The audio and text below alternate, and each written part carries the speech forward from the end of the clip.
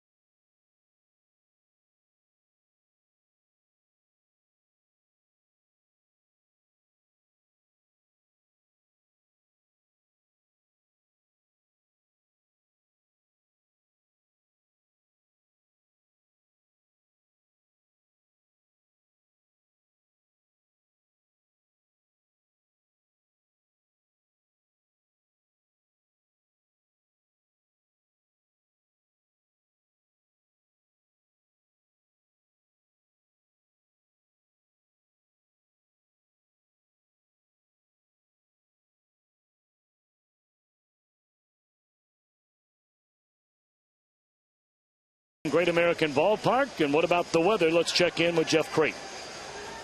Yesterday's humid air mass still in place today. That means a chance of showers and thunderstorms at just about any time during the game today from 12:35 on. 81 that first pitch, 84 the 7th inning. By the final out, 85 degrees. Let's hope we get this first game in. Second game in jeopardy as well. Have yourself a great day.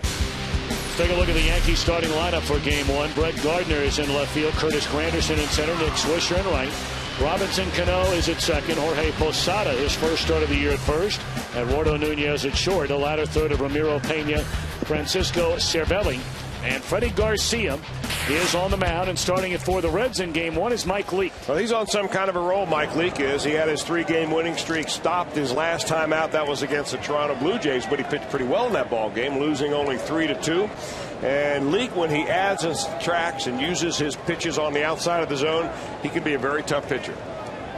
Brett Gardner comes in on quite a roll. He's playing his best baseball of his very young career. He takes up and away ball 1, and this game is underway. Gardner was barely hitting 200 through the first month of the season, but we told you the other night, you go all the way back to the beginning of May, and arguably he has been their best hitter, 2-0. His last 14 starts, 8 of them are multi-hit games, and in his last 51 games, he's been a .360 batter. Look at the numbers in June.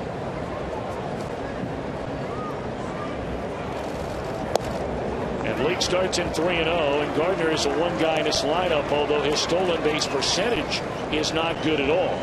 he runs very well. Well, he runs all the time. He's got 25 attempts out there, and he's been thrown out 10 times, so or 24 times. So he's a guy that will get on base. He'll try to push the running game, and you certainly don't want to walk him to start the ball game off. No Alex Rodriguez, no Mark Teixeira in game one. We'll get a look at both of those guys undoubtedly in the nightcap. It'll start at 7:10 Eastern time. And there's strike two.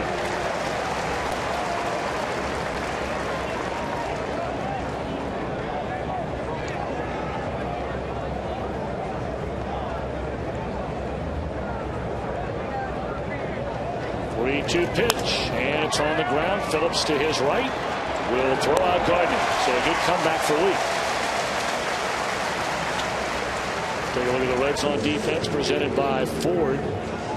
Fred Lewis gets a start in game one in left field. Stubbs in center. And by the way, Stubbs batting in a 6-hole in a lineup today.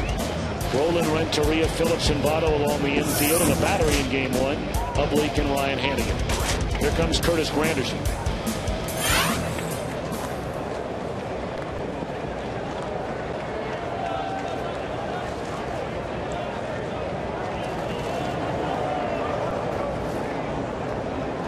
Granderson, 21 home runs, 54 runs batted in, the highest totals through his first 71 games of any season in his major league career. And it's been a very good major league career, most of it spent in Detroit. Fastball on the outer edge to even the count. Well, Granderson has always had power, even going back to his second year in the major leagues. That was his first full-time year. He'll give you about 20 home runs a year. Now he's well on pace to go over 40 this year.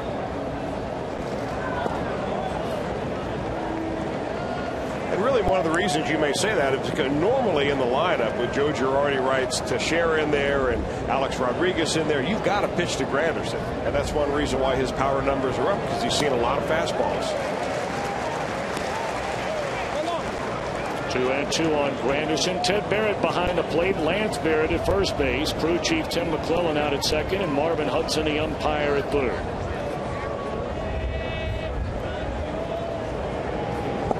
Struck him out. Nice changeup right there, right out of the gate. Mike Leake using all of his pitches.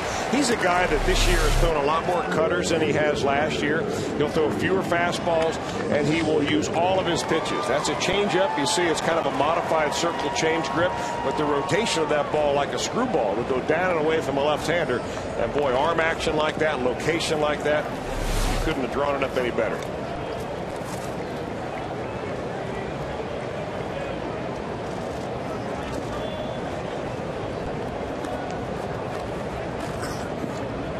Two away now for Nick Swisher. We saw him in a leadoff spot the opening game of this series. And right from the get-go, he set the tone in that 4-run, 5-hit first inning against loser Travis Wood.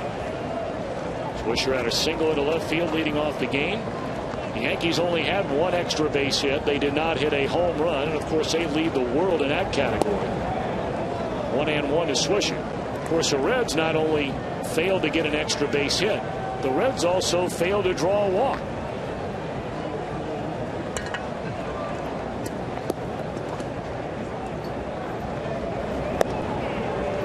Two and one. Nick Swisher is a switch hitter, and he is much better when he bats right-handed, a .347 batting average, but left-handed he'll get the majority of his bats from this side of the plate, batting under 190. So you got to go right after this guy, especially when he's penciled in the number 3 spot with those kind of numbers. Just off the corner, and Leake wanted the call, didn't get it from Ted Barrett. What about Ted Barrett, our scouting report on the home plate umpire? Well, he's at 64.4% strikes. That puts him at the high-end range. You may consider him a pitcher's umpire in that case. Other than being an excellent star of the show on our Baseball Tech Talk. Presented by CBTX, a Cincinnati Bell Company.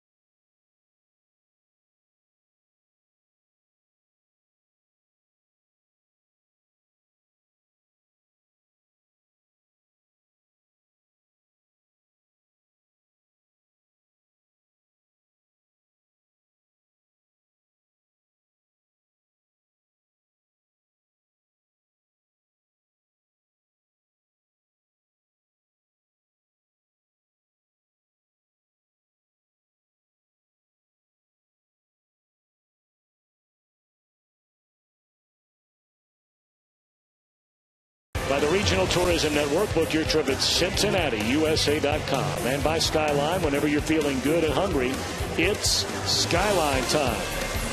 Reds have Fred Lewis in left, Brandon Phillips at second, Joey Votto at first, Jay Bruce in a cleanup spot, followed by Scott Rowland and Drew Stubbs in a 6-hole. A latter third of Edgar Renteria, Ryan Hannigan, Mike Leake. Against a guy in his former life was one of the best pitchers in the game was Seattle Freddie Garcia, but still not too bad. Well, he had a pretty good year last year. I mean, you say in his former life, that was back when he was with the Seattle Mariners. He broke in 1999, and he was a double-digit winner. I mean, upper double digits, 17, 18, 19-game winner just about every year. And he's changed his style completely. Freddie Garcia has. Used to have a very, very overpowering fastball, great changeup. Now it's changeup, and a little bit a change off the changeup. So you've got to really be patient in the batter's box with this right-hander on the mound. Freddie Lewis, when he got a chance to play over the weekend against his former team Toronto, looked very, very good. In fact, the Reds over the last 5 games have only drawn a total of 2 walks. And Lewis has both of them. This ball is smoked into right, but right where Nick Swisher stands. 1 out. Take a look at New York defensively in Game 1, presented by Ford. Gardner, Granderson, and Swisher. We'll probably see that same trio in the nightcap. Pena, Nunez on the left side, Cairo and Posada on the right, with a battery of Garcia and Cervelli.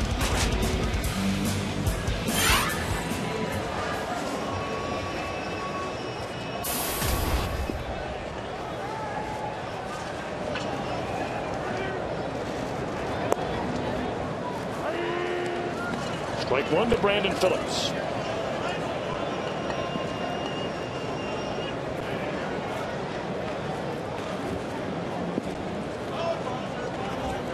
Brandon at 279, 5 home runs, 36 batted in, and that ball is crushed into left field. And that baby is up against the wall. Here comes Phillips digging hard. Here comes the throw and the slide, and he's in there with a double. Couple of hard hit balls against Garcia to begin this game. Well, he's got a very small margin of error, Freddie Garcia does now, because he's throwing the ball not very hard. His first pitch to Phillips was 67 miles an hour. This is a pitch that's a fastball, but it's in about the mid-80s. And if you throw that at the upper end of the strike zone, you're going to be backing up third base a lot.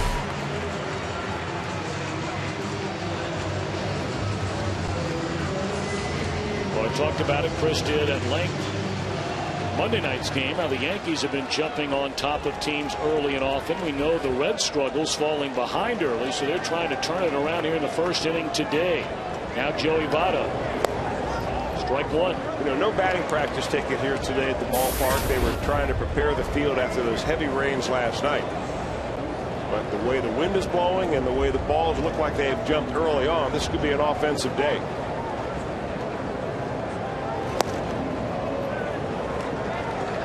Votto at 323, 9 home runs and 43 runs batted in.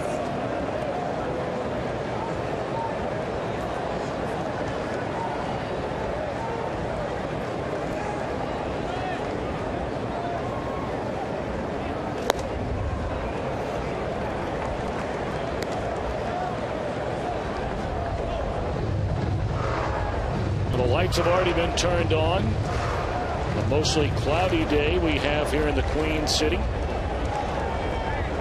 Of course, this is the first of 2, a split day-night doubleheader at Great American Ballpark. Ball 3 to Votto, misses inside.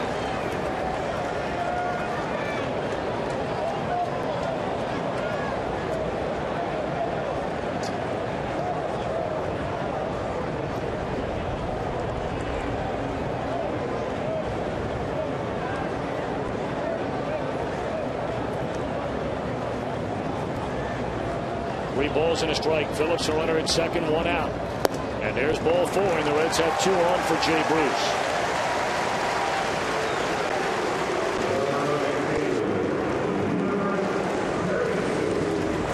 Well, this is a situation where Jay Bruce has to be very patient at the plate.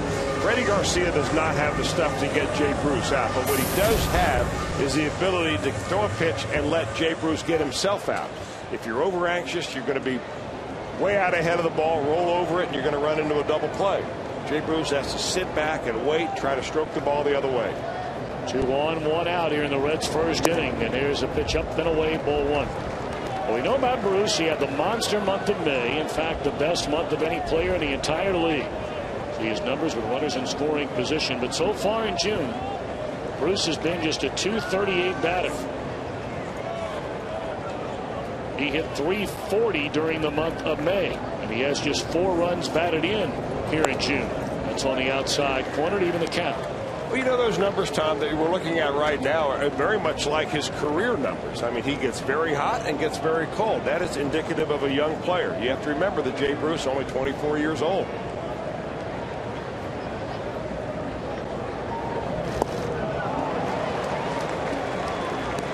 And he's still learning on the job. And one thing you ought to learn early about Freddie Garcia is that when you get into a count and you expect a fastball, that's probably a bad decision because you're not going to get a fastball.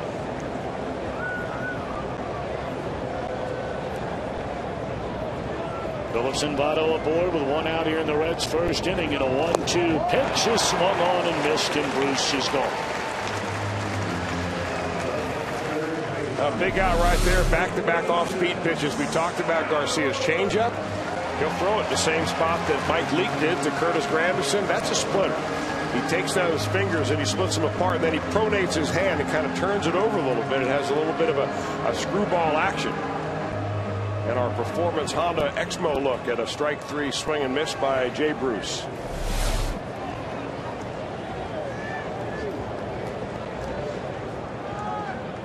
All right, now Scotty Rowland's turn if the Reds are going to get to Garcia here in the first inning. And a fastball is upstairs.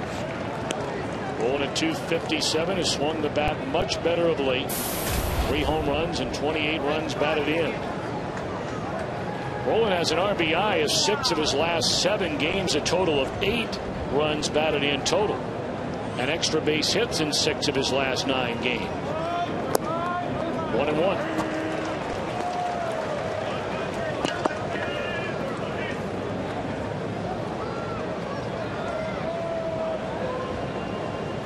It's a real testament to Garcia about a guy who just knows how to pitch. But when you look at his just pure stuff, to think that over the American League against the lineups he is facing on a regular basis, today is his 13th start of the year, and his earned run average is barely over 3.5. Well, he's a lot like facing Livan Hernandez, or even if you want to take it one step further, maybe a guy like Bronson Arroyo. Arroyo will throw maybe 3 or 4 miles an hour firmer, but it's the same approach. You know, these major league hitters, that everybody wants to hit a fastball, and he'll show you that fastball, but he just won't give it to you in the zone where you can put the wood on it.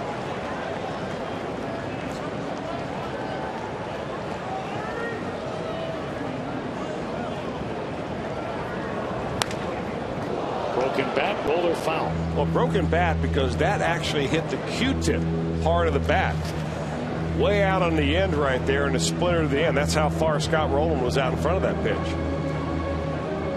You know, you go to the plate and you tell yourself, all right, I'm going to wait back, wait back, wait back. What really happens with a hitter is that you swing at the arm action of the pitcher on a changeup. You don't necessarily swing at the ball. You're trying to get the timing of where his fastball release is, where his changeup release is. And Garcia still gets it done, even though his stuff is not up to big league standards.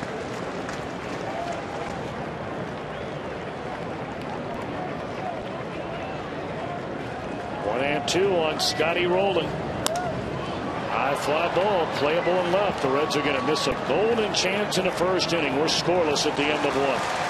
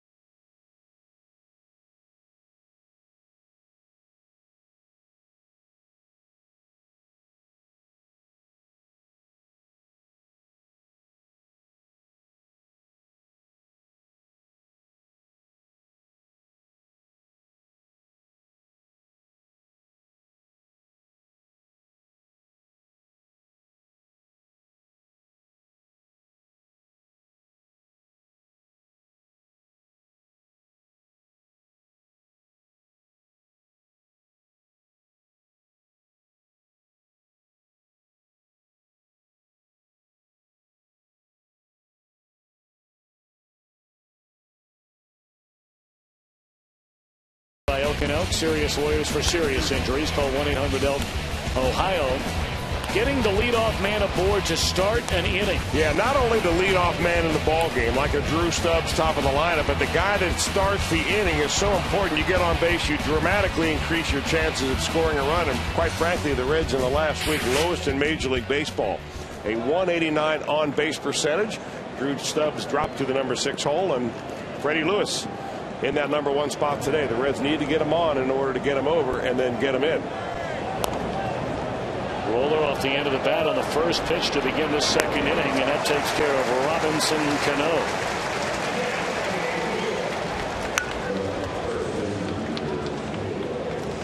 Leak fell behind the first batter, 3-0. Ever since then, he's been pretty good. He came back to take care of Gardner on a 3-2 pitch, a ground ball.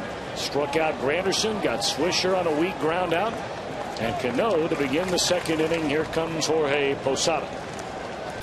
Well, what a career this guy has had, Posada. Of course, this year has not been a necessarily enjoyable year. Much has been made about a month ago when Posada was dropped down to the 9 hole in the batting order, was very upset, asked out of the lineup. Some of the comments made by the general manager, Brian Cashman. And really, you hope that kind of thing doesn't continue throughout the rest of the year, because even though Posada is not the player he once was, and he was among the game's best all-around catchers, he has still been a Yankee, and a real good one, for a long time. Yeah, but it always presents a general manager and a ball club with a problem when you have an aging superstar that you want to keep out of emotion, because he's played in one uniform and one uniform only, yours, his whole career. So exactly when do you cut ties? Your baseball people are telling you one thing, and your heart is telling you something else. Ever since that particular situation occurred for Posada, when he has played very, very well. I mean, his batting average was under 200 when all of this came down. And a lot of people are saying, well, how in the world could Posada get upset when, you know, he wasn't even hitting his weight? But again, you're talking about a very proud player.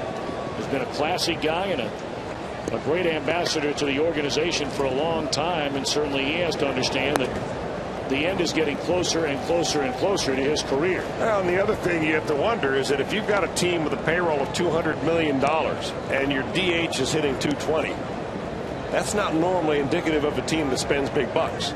You expect somebody to come in here and really mash. And they're in a dogfight, obviously, with the Boston Red Sox and the Tampa Bay Rays for that American League East title. And it's somewhat of a conundrum that you find yourself in if you're Brian Cashman. Wow, breaking out conundrum on an early afternoon. Nice. 3-2. Walking.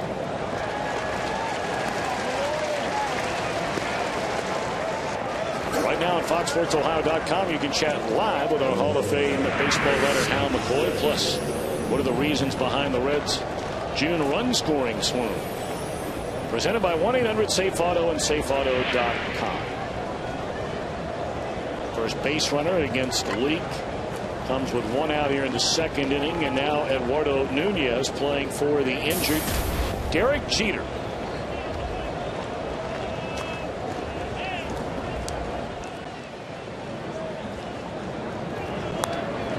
Not only a shame we didn't get to see Jeter for the most obvious reason in this 3-game series. He's closing in on 3,000 hits in his career, had a legitimate chance to do that in this series. But for so many fans in Reds country, a chance to see Jeter play in person, and you say perhaps for the last time, unless you were to buy tickets for a game up in Cleveland, where the Yankees, of course, will play at least once every year. There's a lineup sucking out of the inning. Because you wonder if the next time the Yankees come through Cincinnati, will Jeter still be playing in the big leagues? He might be. It wouldn't surprise me at all.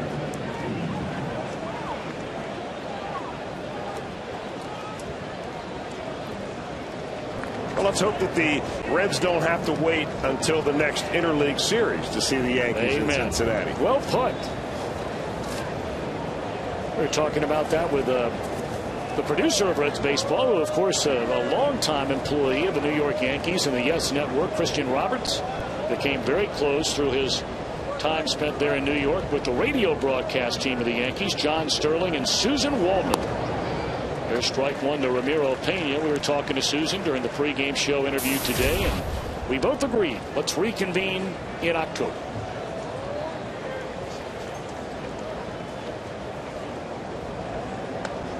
It's been a real time to reminisce for Christian Roberts, hanging out with John Sterling and Susan Waldman and company. Swung on and fouled back out of play.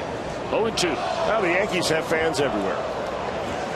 And I'm not so sure that radio broadcast has any more of a fan than they do right in our own home truck. Well, you know, you work with people, and you move along through life, and you might bounce from one team to another and move from one team to another as you're trying to work your way up. You still have good friends. Yeah. And good for Christian and good for John and Susan. Did that one hit him? It did.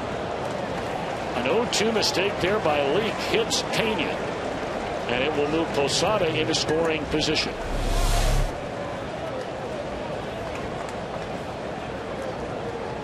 Just a little cutter slider down and inside. You know, the phraseology that a lot of pitching coaches use is drop that slider on the back foot of a left-handed hitter, and that's exactly what Leake did.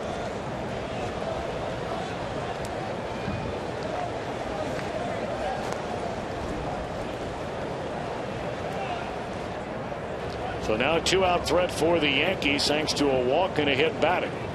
And here's Cervelli, their catcher. A 185 hitter, but Cervelli in very limited playing time has 11 runs batted in. He's basically averaged an RBI every 5 times to the plate. Strike one.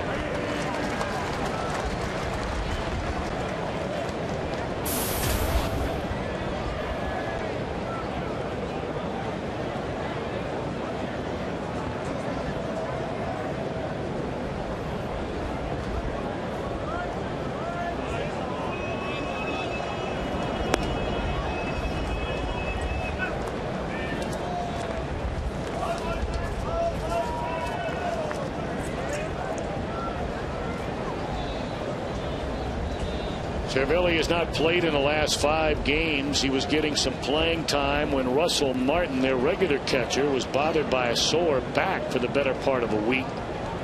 There you see those numbers with runners in scoring position.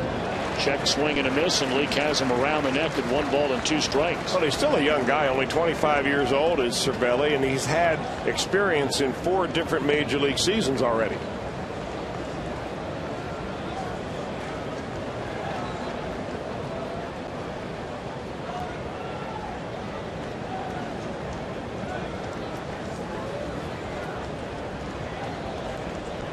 One and 2 on Cervelli with 2 on and 2 out, and we'll do it again.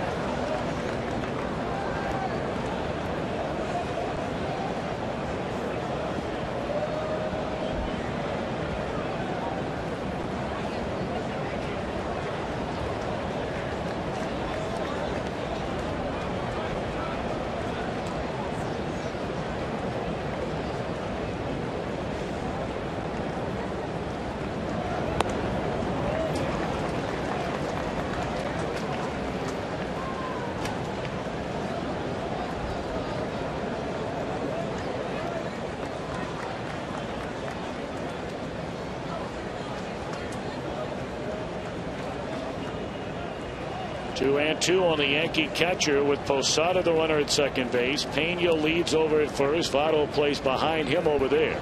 And a break-even pitch is ball 3.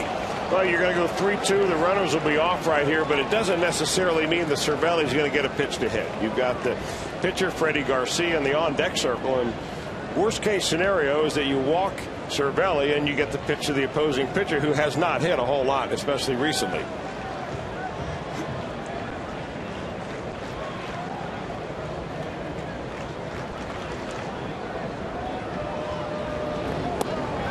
Struck him out, and that'll end the inning. A walk-ahead batsman. The Yankees lead 2. Middle of the second, no score.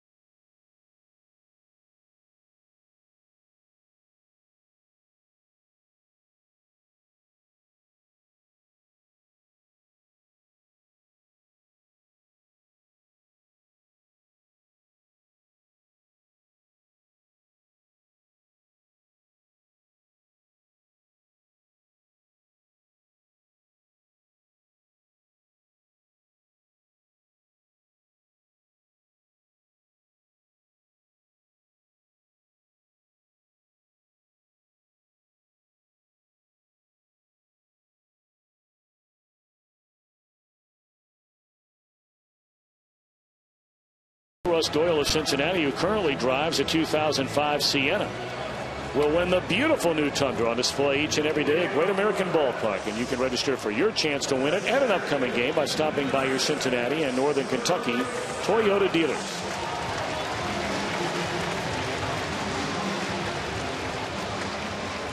Dusty Baker said before the game today he was going to play Stubbs in center, obviously drop him down to the number 6 hole for the opening game. Relieve a little pressure off of Stubbs. He's had a real hard time, especially Chris, here of late. We might see him back in a leadoff spot in game 2.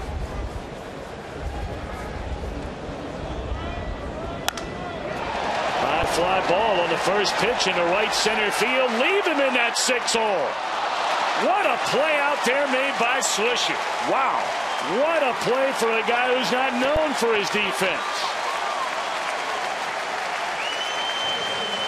The one thing Swisher will give you, he will give you everything he has every day. He goes after this ball, and it gets up in that jet stream we talked about. The wind blowing hard out to left here this afternoon, and he just keeps going and going. And ends up with a catch that saves extra bases.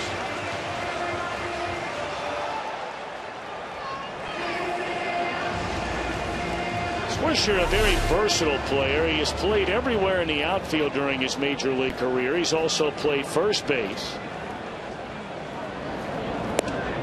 Strike one to Edgar Renteria. That's a very fine play to take away at least 2 bases, maybe 3 if that ball hits a wall for the speedy Stubbs.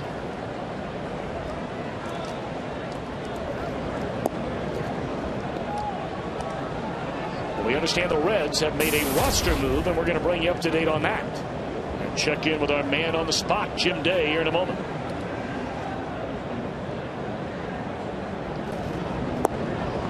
One and 2. How about it, Jim Day?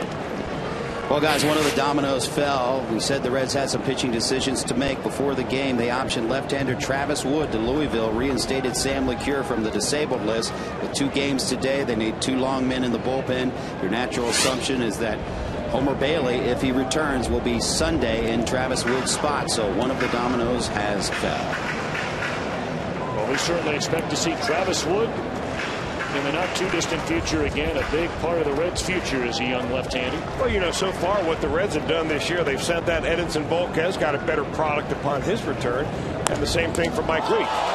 They sent Mike down to the minor leagues, and he came back and rolled off 3 wins in a row. So hopefully the same thing will happen to Travis Wood.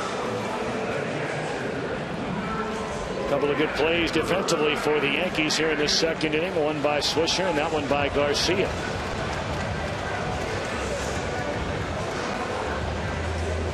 Our good friend Linda Antis will be joining us in the top of the 3rd inning from CincinnatiUSA.com and the Regional Tourism Network. There is so much going on in and around Cincinnati as summertime has officially arrived.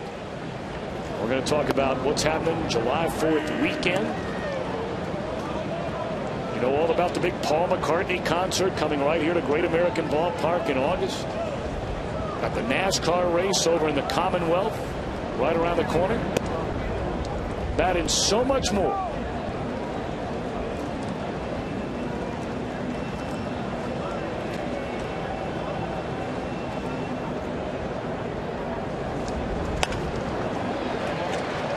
Soft liner caught by Cano, and that's that. So the Reds are gone in order. We move to the 3rd in a scoreless game.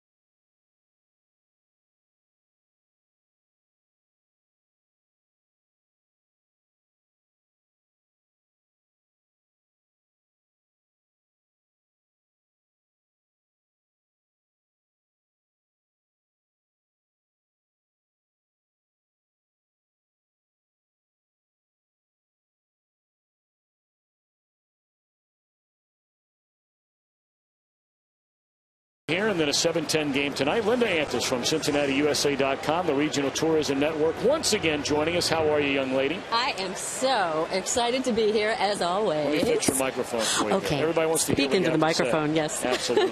Well, it's great to have you back with us today. Yes, very, very fun to be here. And this is a big day. I'm doing a doubleheader today.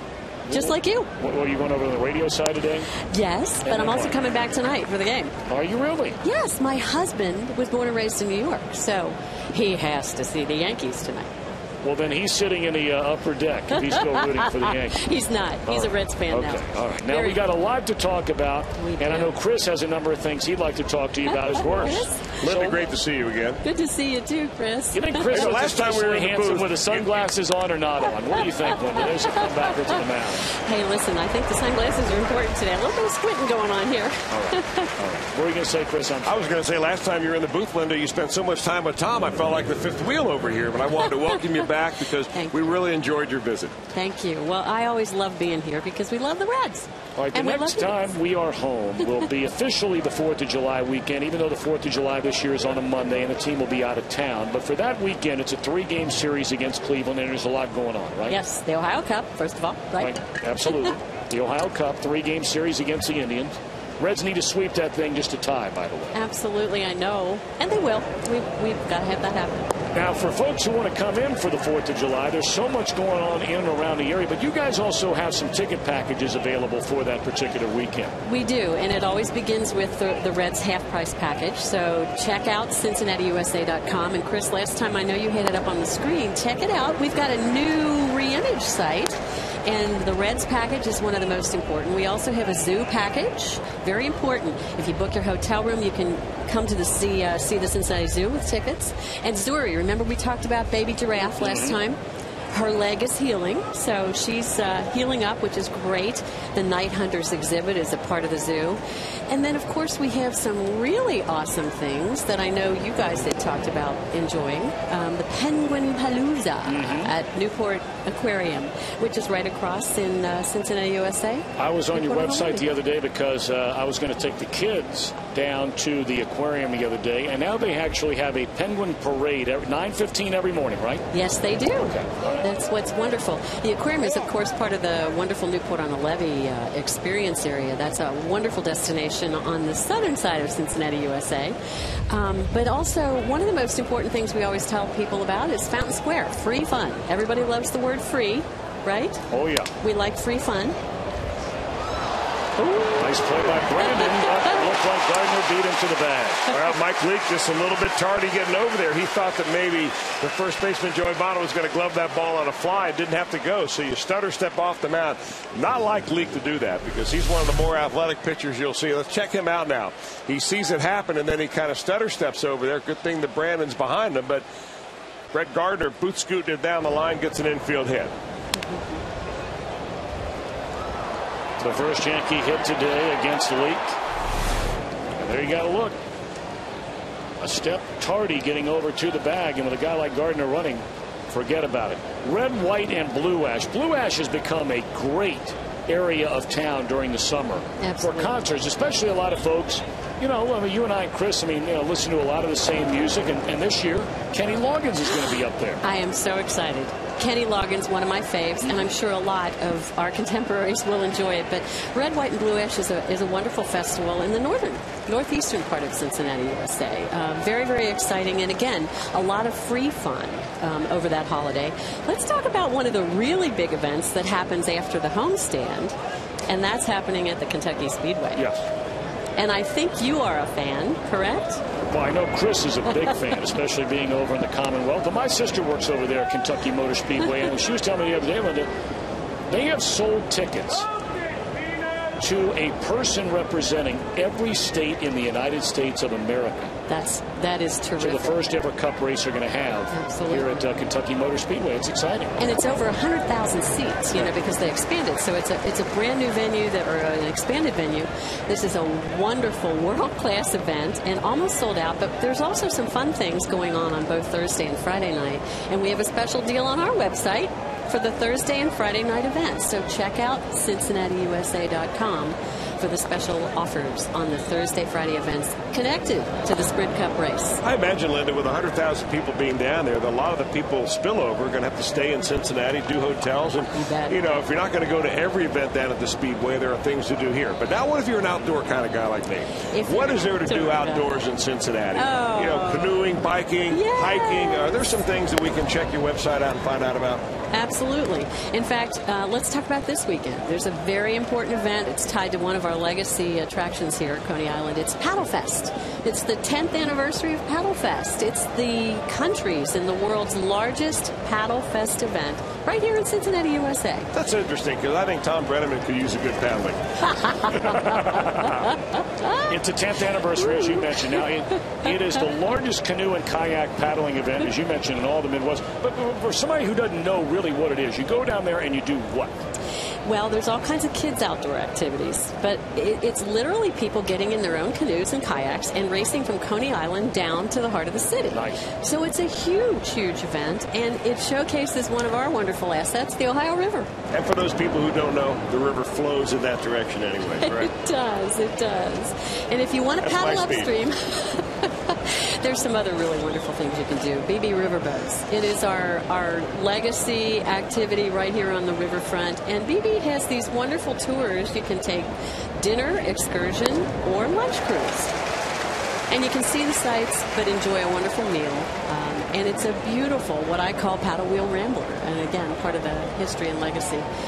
And earlier we talked about Newport on the Levee. You know, there's another really new attraction that's river-oriented, and that's called Ride the Ducks. And that takes off from Newport on the Levee, right next to the aquarium. And the kids will enjoy that because you can take a cruise, and it's by land and by sea. But the kids can actually power the boat. Once it drops down from the landing here in Cincinnati, the kids can get behind the wheel, and the captain lets them do the sailing for a bit. Now, some other things going on. We talked about it the last time you were here. Cleopatra, the exhibition. Absolutely. The search for the last queen of Egypt. One of, 5 cities in all of North America. Yes. Where that will be stopping here in Cincinnati. Right. We are direct from Philadelphia. We are the second city, and we're the only Heartland city that will show Cleopatra. But I think my favorite part of the exhibit, besides the gorgeous artifacts that you see, is that she speaks to you through her own point of view. So you really learn a lot about her life, her loves, and the era that she was famous in. She ruled the men who ruled the world. Hey. Cleopatra. That happens Cincinnati in my house Museum. all the time. Cincinnati Museum Center, exclusively here in Cincinnati, USA. Did I hear a story that Jim Day shot a commercial for CincinnatiUSA.com? Yes, he did. Jim Day did? In fact, I was trying to send people away? No. Do you know where he has been in Cincinnati, USA? No, where? Oh, my gosh. He did visit Cleo. He discovered Cleopatra here in Cincinnati. He's been on BB Riverboats. Right. He's gone wild at the zoo. He was in the penguin tank at Penguin Palooza at the aquarium, and there's a few more surprises. So you gotta stay tuned in to see where in Cincinnati, USA is Jim Day. Well, I'm right here today, Linda. It's my pleasure to be Mr. Cincinnati USA. Yes, it's so good to hear your voice. Thank you, Jim. No, thank you. To the count on Curtis Granderson. Runner goes, and it's grounded foul. You know what I find interesting about having Jim do this, and I'm being serious for a minute here, is for a guy who did not grow up in Cincinnati, has not lived in Cincinnati until he's been doing the Reds pregame shows here and everything, but really a Columbus guy, if you will. He's the perfect kind of guy to be able to tell everybody else about things going on in this city because he's coming in from outside the city. He is, and he feels it from his heart. He experiences it the way a visitor would, which is the best part about it. You're right. It's so credible and understandable when Jim presents it. But he also does it with such a great sense of humor. Yes. And we love that about him. And there is a contest connected, so stay tuned in to Fox. Watch for the contest. Register because the next drawing is on July 5th. So check out. When you see the vignette, you'll see the address, www.cincinnatiusa.com/Fox Sports. So take part in the sweepstakes. You can win a trip here to Cincinnati, USA. There's quite a battle going on here between Curtis Granderson and Mike Leake after the infield hit by Gardner. 1 on, 1 out, scoreless game. Now, Linda, besides being an outdoor kind of guy, I like to eat. You do. On your website, CincinnatiUSA.com, we have maybe some not hotel deals, but restaurant deals, anything like that where I can find out some good places to eat if I'm from out of town, or if I want to recommend restaurants to my out-of-town friends. What do I do there? Absolutely. First of all, you go to the Dining, Entertainment, and Night Spots button on the new navigation tab on the left. Well, non-pitch at bat, capped off by a base hit in the right field by Granderson. And now they're on the corners with only one out in the heart of the order coming up. Yeah, it looked like Mike Leake was just running out of options and trying to pitch to Curtis Granderson. Got him out the first time on an outside changeup. Same type of pitches we're seeing right there, but Granderson's able to hit it in the hole. Of course, with Joey Votto holding the runner on, opens up the right side, and the Yankees now are first and third. So anyway, you can check Back it out. to eating. You can check it out by the kind of food that you like to eat. You can sort it that way. You can also sort by parts of the region. You can also find it close to your favorite attractions or where you may be staying. But you can imagine the tastes that we have here in this marketplace. You know, aside from the things like Scotch chili or the very, very special chili tastes that people have come to know, we have all these new fine restaurants in both the southern side of Cincinnati and the downtown area and all parts of the region. So check it out by taste and by location.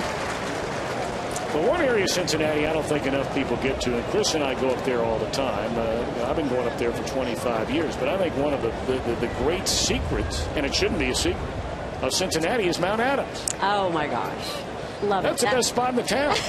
and you get, I think. You get a view, you get the fun, and it's just, it's still so much a part of what I loved about it. In my day, it was really, really a very, very hot spot for us all to play. It still is. It still is. Well, Lindy, of course, you're talking to the unofficial mayor of Mount Adams right there in Tom Brady. Well, I don't know if that's true or not, but I love it up there. And what people don't realize, we have one of the best theaters in the world. Absolutely. In Mount Adams, in the Playhouse in the Park.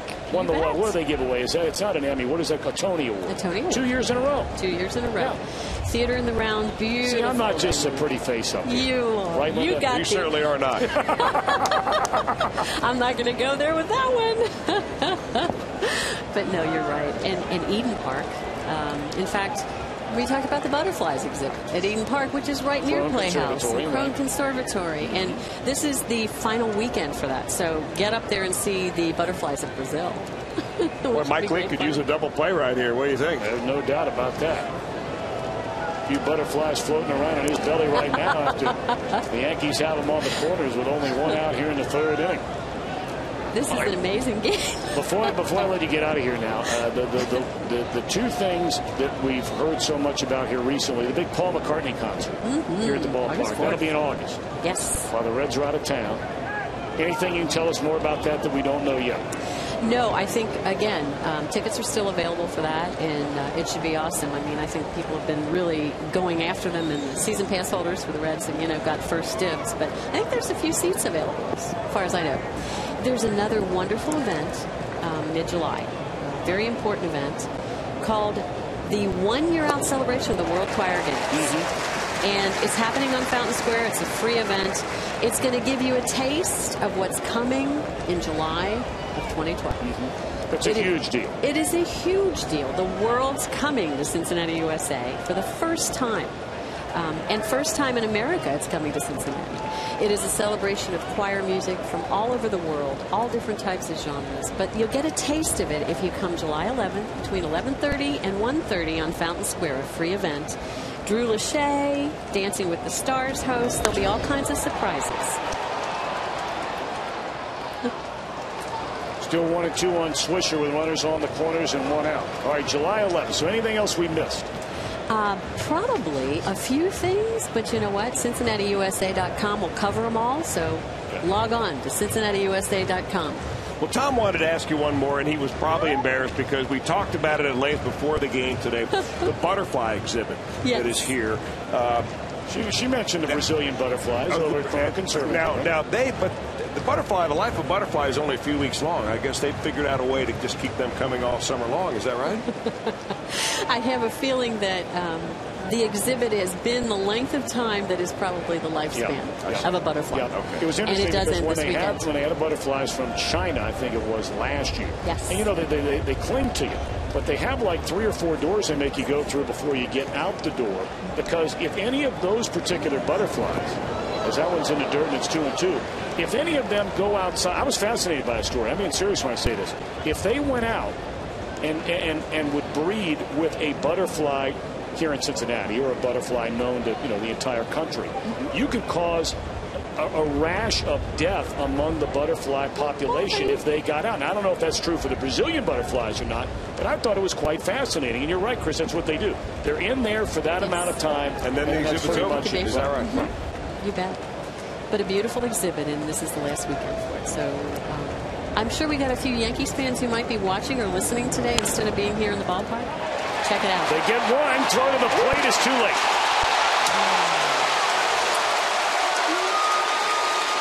Prado took the out right in front of him. And by the time he made the throw to the plate, there was no way they would get Gardner. Well, Joey Votto had a couple of different options. Number one is to tag the bag and go home. The other is to tag the bag and go to second base. The third may have just been field the ball and fire it home. I think he wanted to get a sure out right there and figured that he would have enough time if that throw's on the money. And Joey Votto doesn't have a bad arm. Remember, he signed originally as a catcher, but he throws that ball high. Hannigan had to jump for it. And the speedy Brett Gardner is able to slide right in underneath the tag.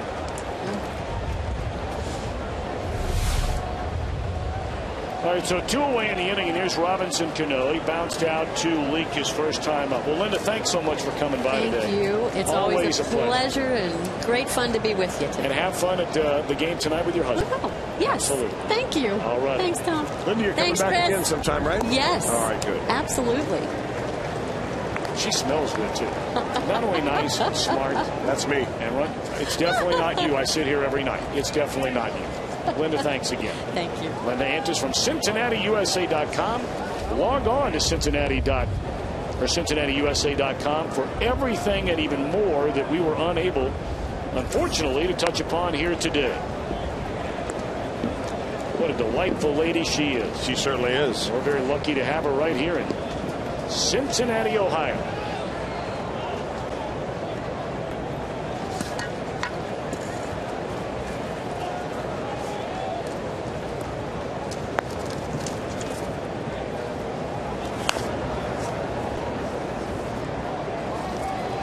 Well, again, here you are today in a game where Mike Leake has allowed only a couple of hits. But the Yankees, this is what they do to teams. Leake has already thrown 60 pitches in the game. And you're only talking about 2 hits, 1 an infield hit. He's walked a batter. He's hit a batter. There have been extended at-bats in the game already for the Yankees, especially in this 3rd inning. Well, he's Gardner and Granderson. You know, he faces the part of the order that come up with a different approach. They've got a small swing approach against Mike Leake. If you have a big swing, he's going to get you out very easily because he changes speed so well. But if you think small, think the other way, you're going to pick up base hits just like this. And then Fred Lewis, by the time he gets to it, no chance to throw out Granderson at the plate. And remember, all of this started because Leake was tardy breaking to the bag on what should have been an out of Brett Gardner with 1 out already in the inning. Yeah, you're not going to get a whole lot of sympathy from the coaches, the manager, especially your pitching coach, because you go over this every day in spring training. Get over there to the bag on a ball hit to the right side. Had he been there in time to get Brett Gardner, the Reds would be out of this inning. I mean, they're not knocking the fences down. They're just finding some holes, hitting balls on the ground, putting the ball in play. And again, we're only 1 game and 3 innings into this 3-game series. The Yankees have still not hit a home run, and that's what everybody talks about whenever teams come to Great American Ballpark. Oh, man.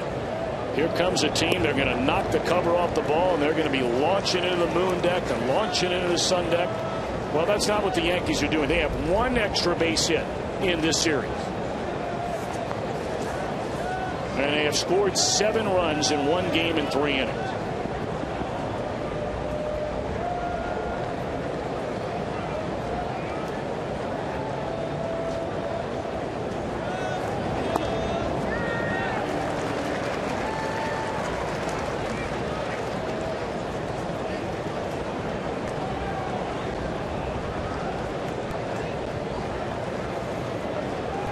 Posada walked back in the 2nd inning.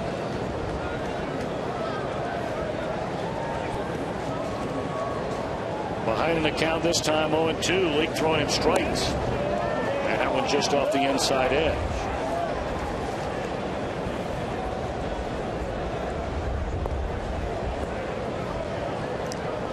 You know, Chris, you talk about it a lot. I mean, you go back to even the second inning.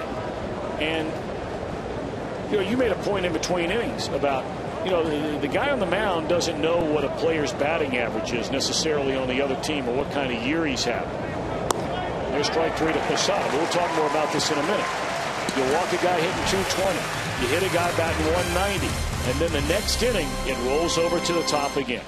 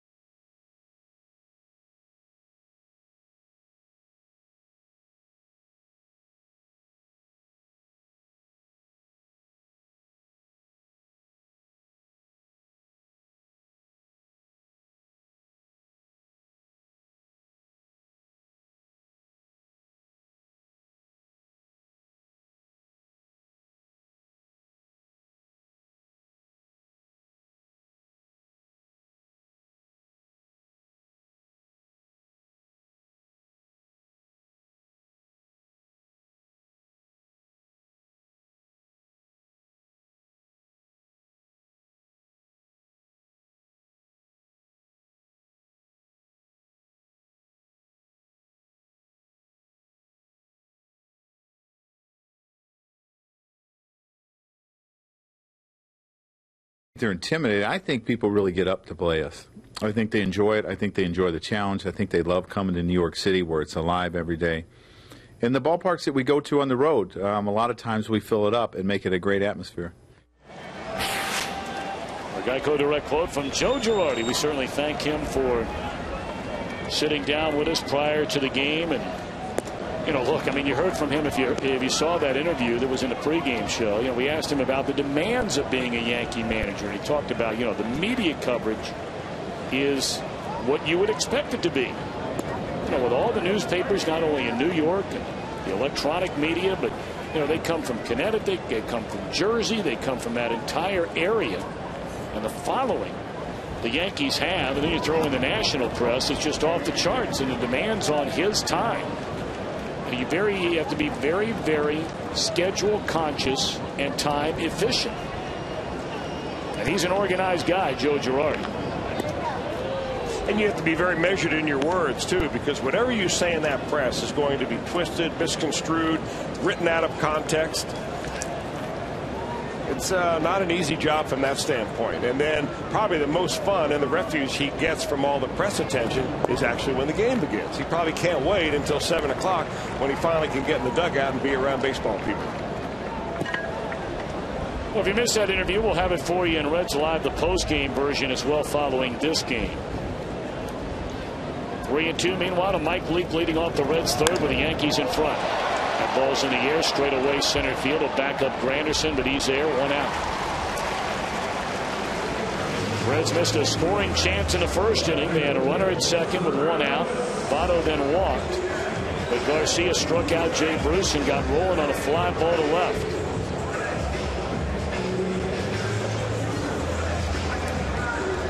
Fred Lewis hit the ball very hard leading off the bottom of the first inning, but a line drive at Nick Swisher in right field.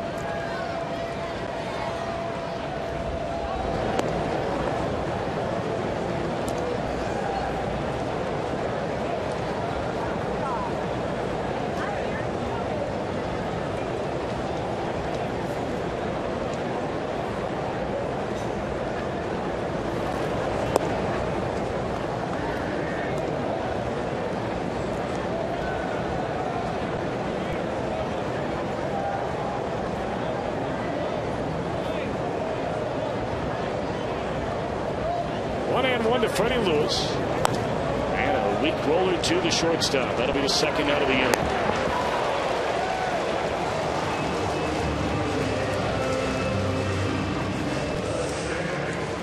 You know, when you face a guy like Freddie Garcia, who now no longer throws any harder than about 86 or 87 miles an hour. I never forget what Johnny Bench told me once about facing slow balling left-handed pitchers, like a Jamie Moyer or Tommy John type pitcher.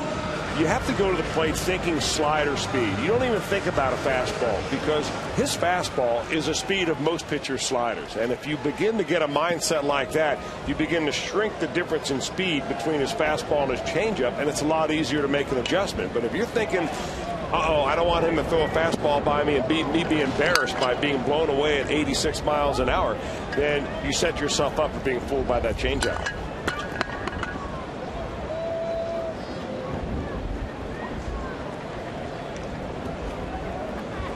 Well, 2 down and nobody on. Brandon Phillips doubled off the left field wall with 1 out in the first inning. And he's quickly behind 0-2. Way out in front of each of those pitches. I don't know, maybe the other adjustment you make off a guy like this, and I suggested this as a possibility against a guy like Sean Markham, is move up on top of the plate and maybe even move up in the batter's box. Just that a lot of hitters, they get so settled in where their spot is, they never really want to make that adjustment. Well, you know, another thing that now Mark Grace was a very, very good hitter. You talk about Grace. I mean, he was an outstanding hitter. But, you know, he talked about against a guy like this. He said, look, I can foul off his fastball all day long. He said he's not going to throw it by me. So I'm going up there looking off speed on every pitch. Now, there aren't a lot of guys you can do that with because their fastball would be thrown right by you. They appeal down to first, and Phillips didn't go around. 1 ball, 2 strikes. Well, what are your thoughts about that sort of thing? I go with Mark Grace on that. Obviously, he's got much better hitting experience than I ever did, but that makes some sense. And that's what Joey Votto does for the most part, even against fastball pitchers. He'll get behind on the count with 2 strikes and then begin to flip his bat just to spoil the fastball until he gets to the breaking ball. But early in the count is when you think breaking ball, because in this count, for instance, there's Brandon Phillips swinging and missing at the first 2 off-speed pitches and just way out in front, swinging at the arm action of the pitcher and not necessarily the speed of the ball.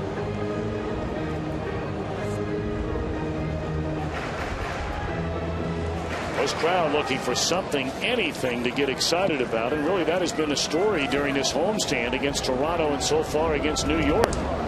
I mean, just next to 0 offense since coming back off the road trip, which was a very, very good trip. A 5-2 trip against the Giants and the Dodgers. Reds have scored 7 runs into 4 games so far on this homestand. And they're gone in order here in the 3rd against Garcia. Go to the 4th. A 2-0 New York lead.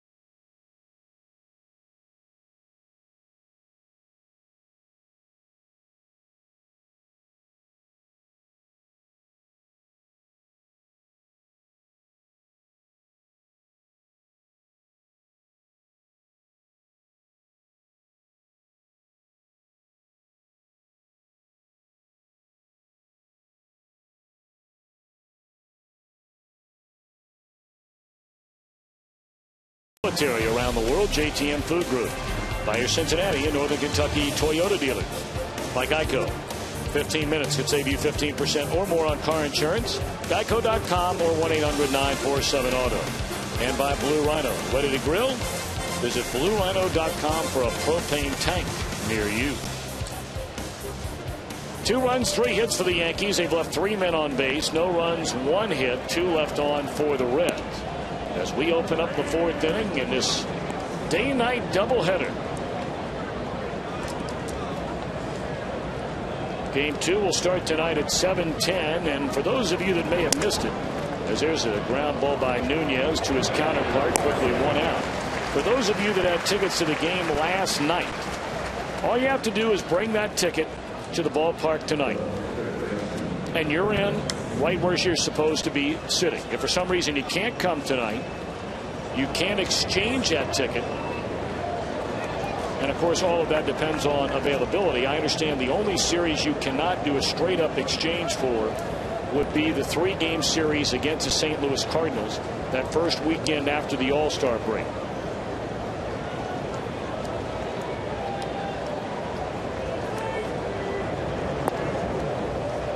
Strike 1 on Ramiro Pena.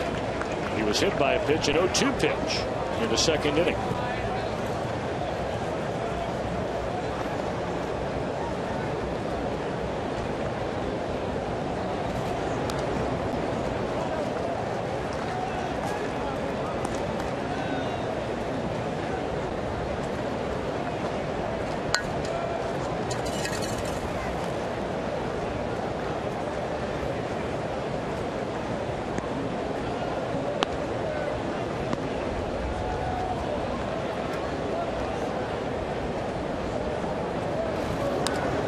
As long as it stays dry, this is a very comfortable day to sit in the stands and watch a ball game. You know, a lot of times you get into June, July, August, obviously, and you have a 12:35 game. It's very hot, very humid. But right now with that cloud cover, temperatures are in the 70s. Very, very pleasant just to hang out and enjoy a ball game. Now, obviously, we hope that Mother Nature doesn't get a lot like Chris Welsh, a little on the cranky side, and start acting up again later on. A few runs today or tonight. A few runs for the home team will cure that.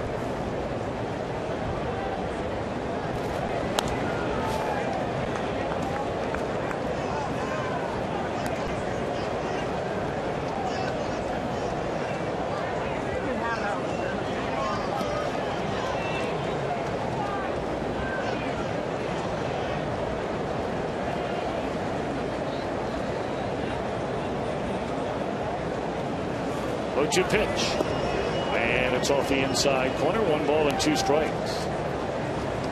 Of course, we have Reds Live before the game today. We have Reds Live, the post-game version after the game today, where we remind you that Joe Girardi interview will run that we had in the Reds Live pregame show. And the next time we have Reds Live, which will be later tonight at 6:30. Don't forget, we'll harken back to that 1961 World Series between the Reds and the New York Yankees. So you won't want to miss that.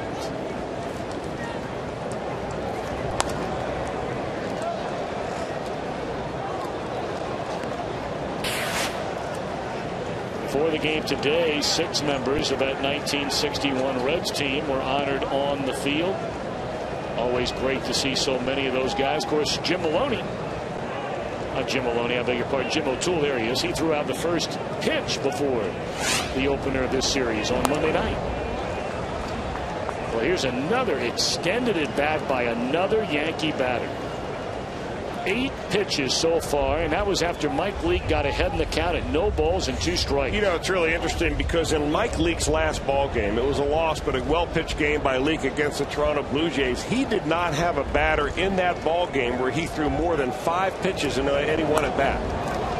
So he pitched to contact, and obviously the Toronto Blue Jays, with a little bigger approach, were swinging and missing and swinging and putting the ball in play. Here the Yankees are visibly trying to hit the ball the other way. They've shortened their approach, spread your legs a little bit, get your hands down a little bit more, and try to put the ball in play. They've got 3 hits, every one of the hits ground ball hits, one of them an infield hit. They're not knocking the ball off the wall. They're just making it awfully tough for him to make outs. Hard hit ball there, but right at Jay Bruce for the second out.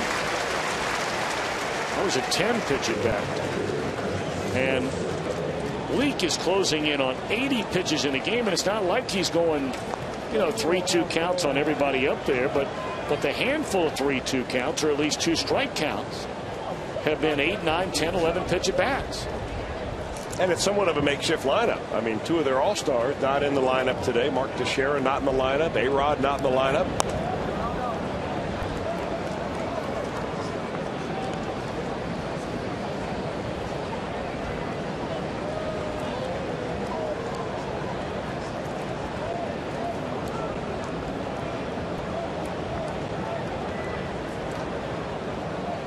We'll see A-Rod in game 2.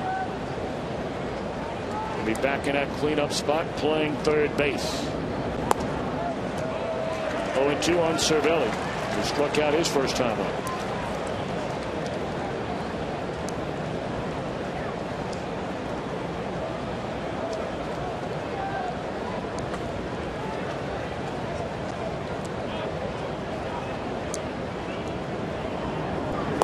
Inning over. 1-2-3 for Leake. Reds come to bat. Votto, Bruce, rolling, trailing 2-0.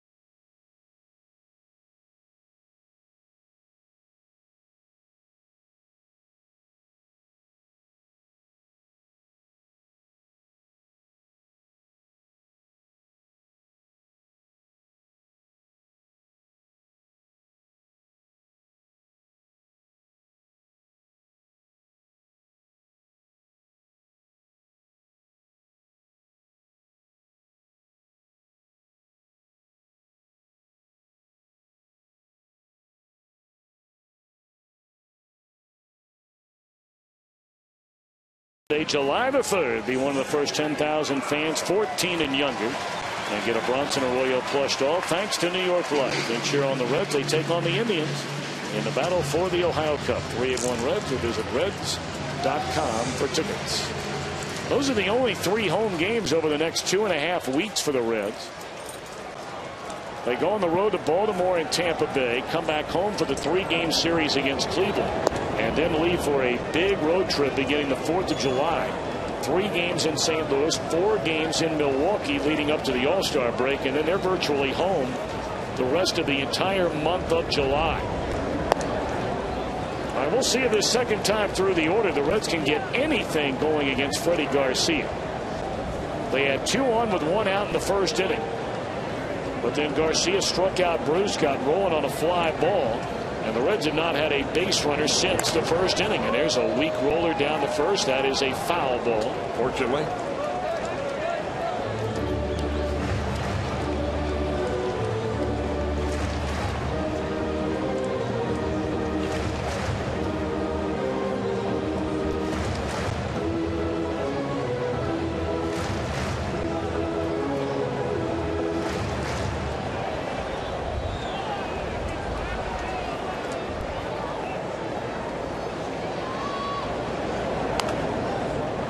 This guy has the Reds just completely dumbfounded.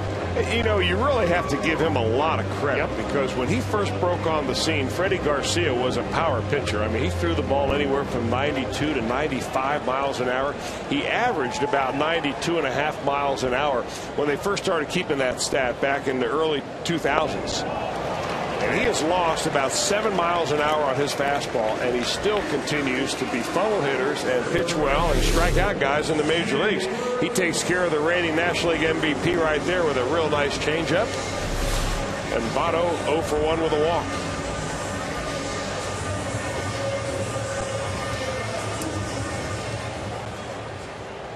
I mean, let's face it. If you saw Freddie Garcia in a tryout camp, there wouldn't exactly be a rush of scouts out there trying to sign him. Wow.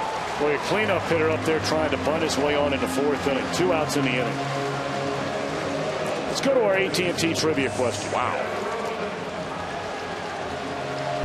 What was the first jersey number to be retired in Major League Baseball history? Give you a little while to think about that. And we'll give you one hint. He was a New York Yankee.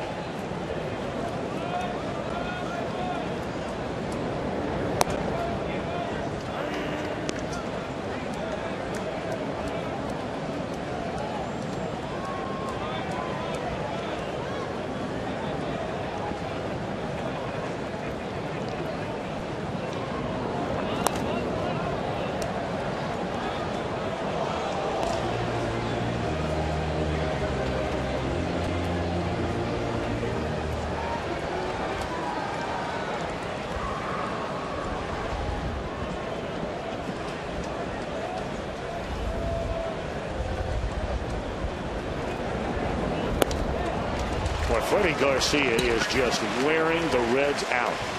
That would be Cy Garcia.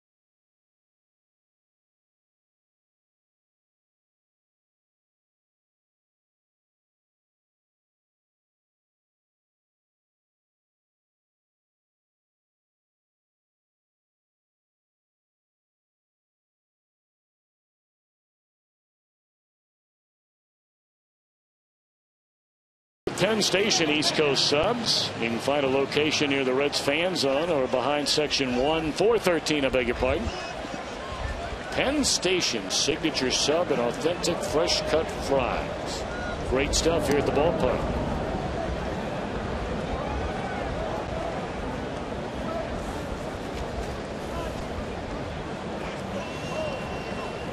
Begin the 5th inning with the Yankees in front 2-0. Mike Leake against his counterpart Freddie Garcia, who's only allowed 1 hit. Struck out 4, went through the heart of the order. Striking out Votto, got Bruce on a bunt attempt, and then struck out Rolen to end the inning. Slow roller down to 3rd. Time for Rolen.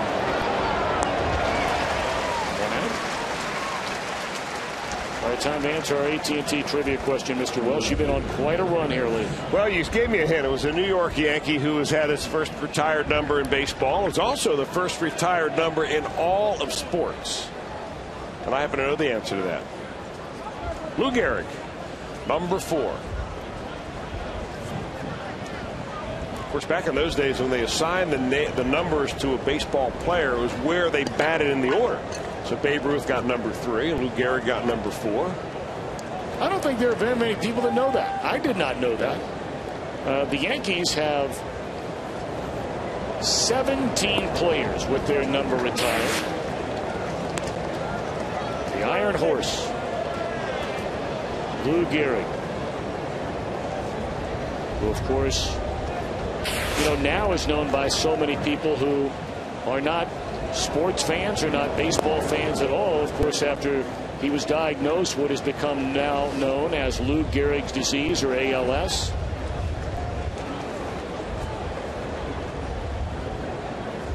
Left us far too young, like so many who were diagnosed with Lou Gehrig's disease.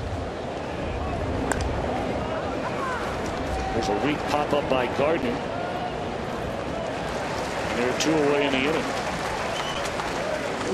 There's a pretty stiff breeze up there. You brought it up earlier, Chris. It's blowing out towards the left field line. Normally when that happens, you see especially visiting teams coming in here with big swings, all trying to hit home runs, and they make themselves easy outs. The Yankees have really cut their swings down and has made Mike Leake had to work a lot today.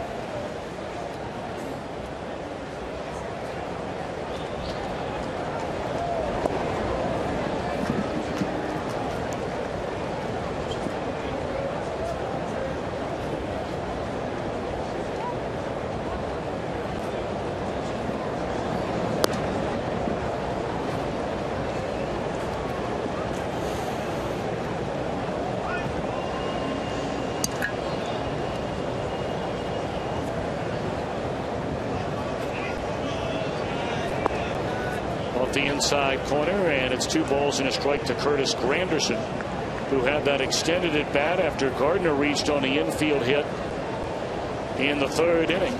They played hit and run, and Granderson's hit through the right side advanced Gardner on to 3rd, and the Yankees wound up scoring the only 2 runs in this game in that inning.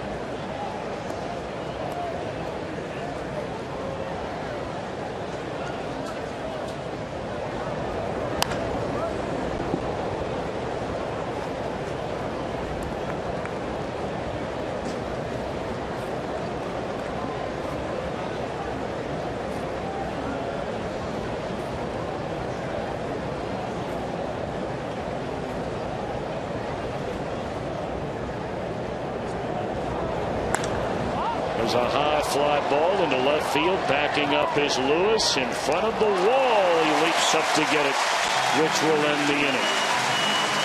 So back-to-back perfect innings for Leake. Reds coming up, trailing by 2.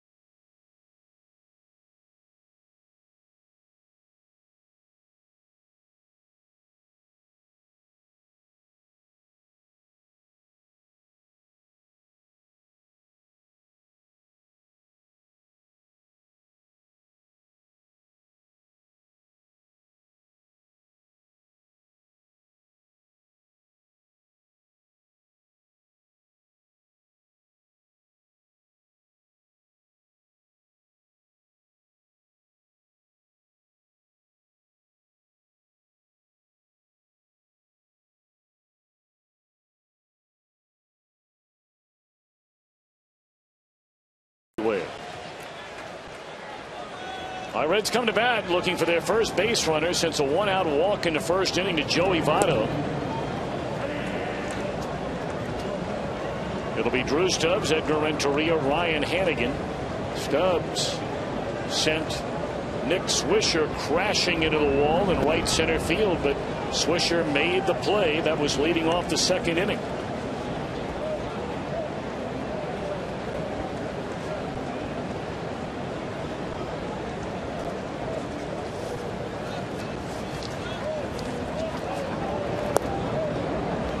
Two and one. Hey, Reds fans, if you're in the restaurant industry, let JTM Food Group help you with great tasting products for your menu, inspired solutions, and better results. JTM.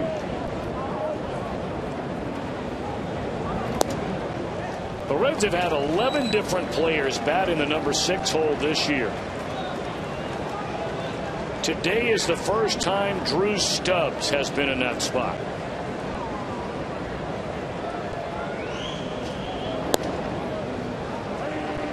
Three and two on Stubbs.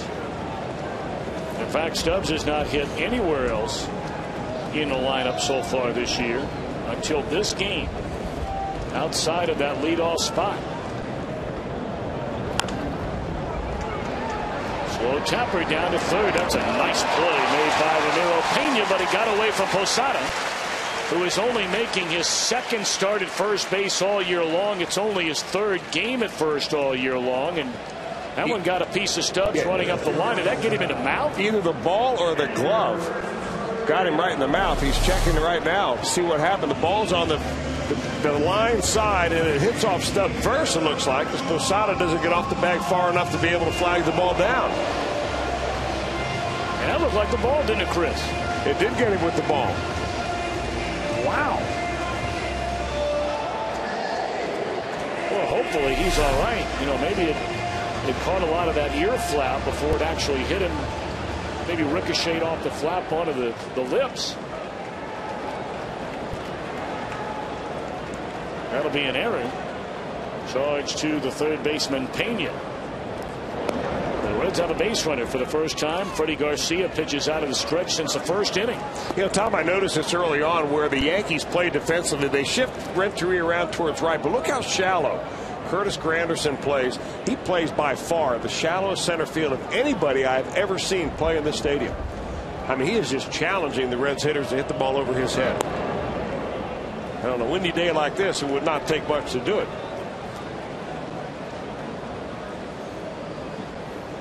I mean, but he's in there to take away the balls that are hit shallow. You make a good pitch ball on the end of the bat.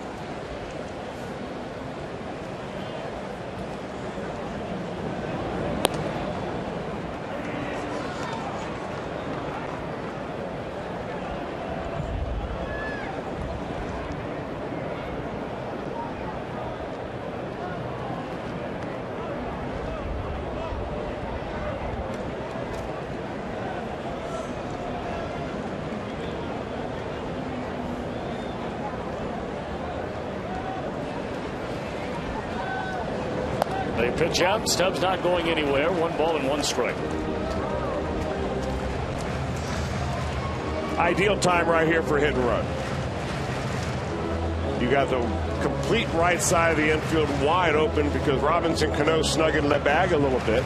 Renteria goes that way as well as anybody, and chances are you're going to get a slow enough pitch that you ought to be able to handle, be able to keep your hands inside the ball and run that ball to the right side.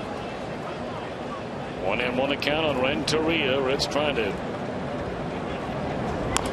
There's a roller foul, trying to really get back into this thing. It's not like you're out of the game down 2-0, but it just feels like you're further behind than that because you've had very little action at all to speak of offensively. Well, this game has taken on a real pitching energy. I mean, some games you take on an offensive energy early on, you realize, oh, it's going to be a Donnybrook. You better score 10 runs to stay in it. This game, you know, the pitchers seem to have the number. They're changing speeds. They're hitting the corners. They're getting the calls from the home plate umpire.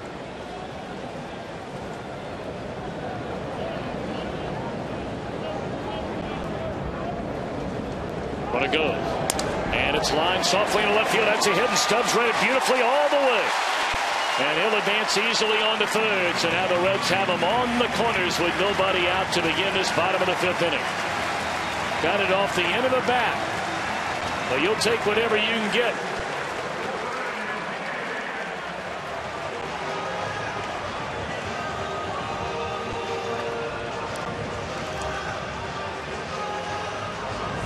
Well, now meeting on the mound.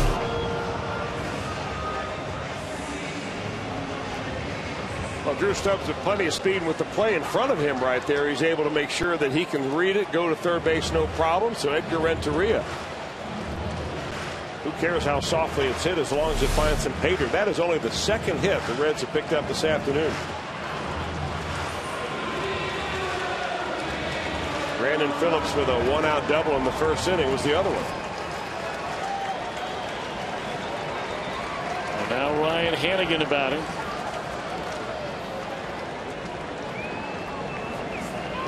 Runners on the corners with nobody out. And a first pitch breaking ball is in there, a strike.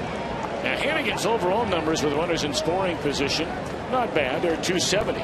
But with less than 2 men out, he is a .391 hitter. And certainly that would go hand in hand his RBI total with that statistic right there. With a runner at third and less than 2 men out.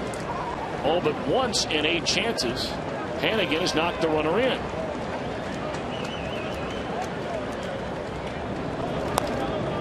Quickly behind here, 0-2. This is a very, very important at bat. Mike Leake is a good hitter in the on deck circle, but he is a pitcher.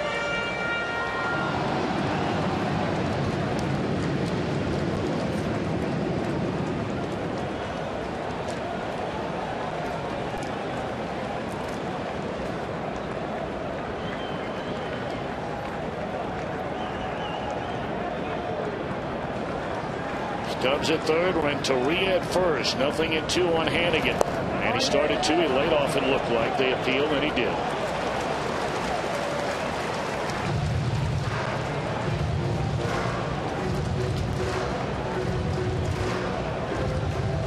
Stubbs reached on the air by the third baseman Pena. Went to third on a base hit by Edgar Renteria. Reds are down 2-0. Trying to break through against the veteran right-hander Freddie Garcia here in the bottom of the 5th inning with nobody out. The count is 1-2 on Hannigan.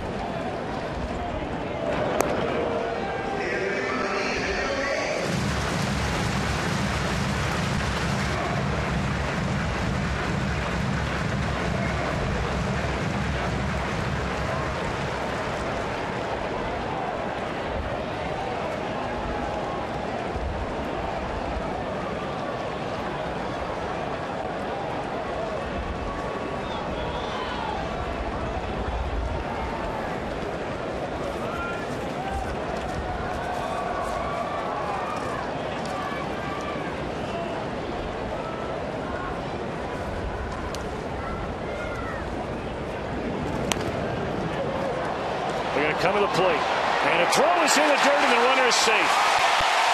Reds get a break. That should have been an out at home, but it's a 2-1 game. Well, an error by the third baseman he had all day, but I think the speed of Drew Stubbs made him rush that ball a little bit. And he throws the ball in the dirt. It could not be picked clean by Cervelli, the catcher, and Drew Stubbs slides in, jars the ball loose, and it's a run for the Reds. Or Cervelli way out in front of the plate, getting his left leg down there trying to block the plate to make sure Stubbs doesn't get in there. But a hard slide upends the catcher. The Reds now cut that lead to 1.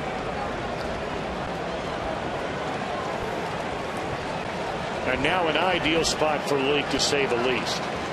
The first and second, nobody out. You can ask him to put one down and give Lewis a chance to tie it, if not give you the lead. And you can't roll it out there any better than that.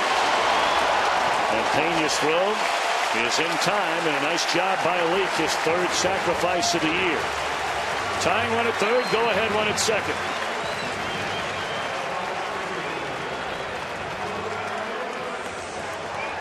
Ramiro Pena very fortunate that he was not tagged with 2 errors in this inning. They gave Drew Stubbs a base hit on the infield ground ball that went to him, and then the throw hit him in the neck going down the line. So you turn the lineup over, you get the Reds top of the order coming.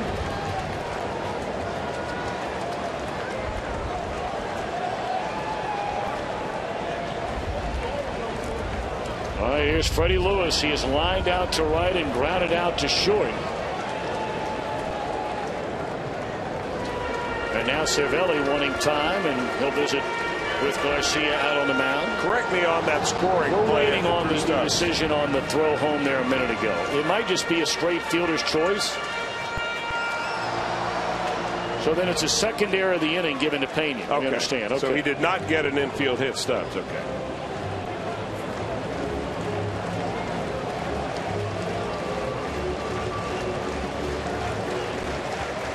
The bottom line is the Reds have the tying run at third. They have the go-ahead run at second with 1 out. 0-1 on Lewis.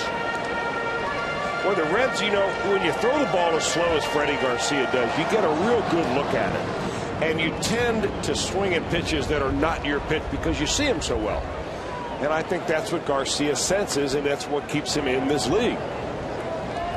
Just because you think you see it well doesn't mean you should swing at it. You should still wait for one that you can handle. Thigh high, middle of the plate would be nice.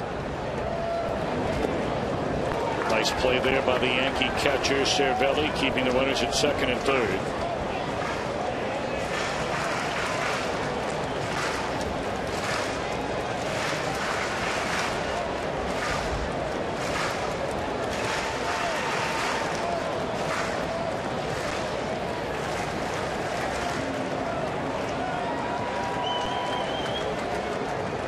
Garcia ready, and now the 1-1 on Fred Lewis. This is deep enough to tie the game. Granderson backs up on it. Tagging and scoring is Renteria. It's a 2-2 affair.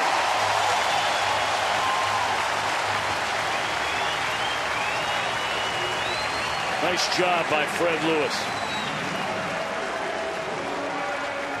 Well, that's the advantage of getting a runner over to third base, why Mike Leake was up there to sacrifice him over. It's so much easier to get him in from third than from second.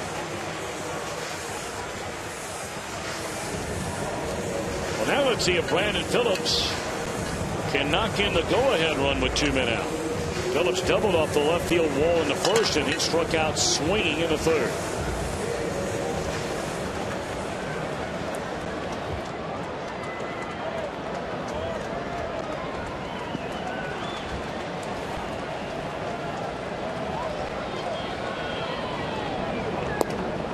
Strike one.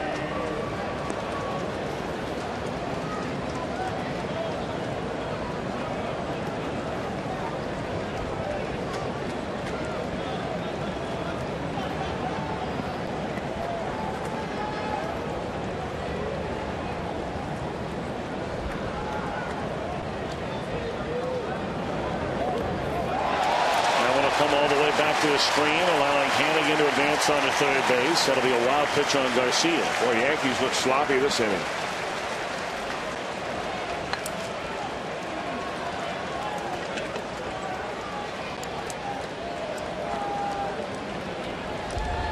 Well, you know, Freddie Garcia is saying to himself, man, we have given them 5 outs in this inning. The error on the third baseman Pena to start it, allowing Stubbs to reach. The throwing error when they had a legitimate shot to cut down Stubbs at the plate on a one-hopper right at Pena, the third baseman. Charged with a second error. Reds only have 1 hit in the inning, and that was a broken bat hit by Renteria into left field. But it's a 2-2 game. And at the end of the day, that's all that matters.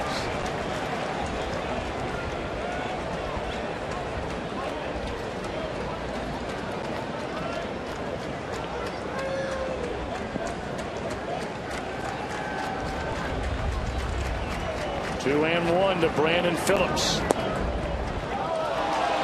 Brandon felt that pitch was high and has something to say to Ted Barrett. Ted Barrett, okay. We mentioned early on that Ted Barrett is more of a pitcher's umpire than not, and that ball up and out of the strike zone by our champion window Fox Tracks. Especially on a breaking ball. You don't see too many times you get a high breaking ball called for a strike. 2-2.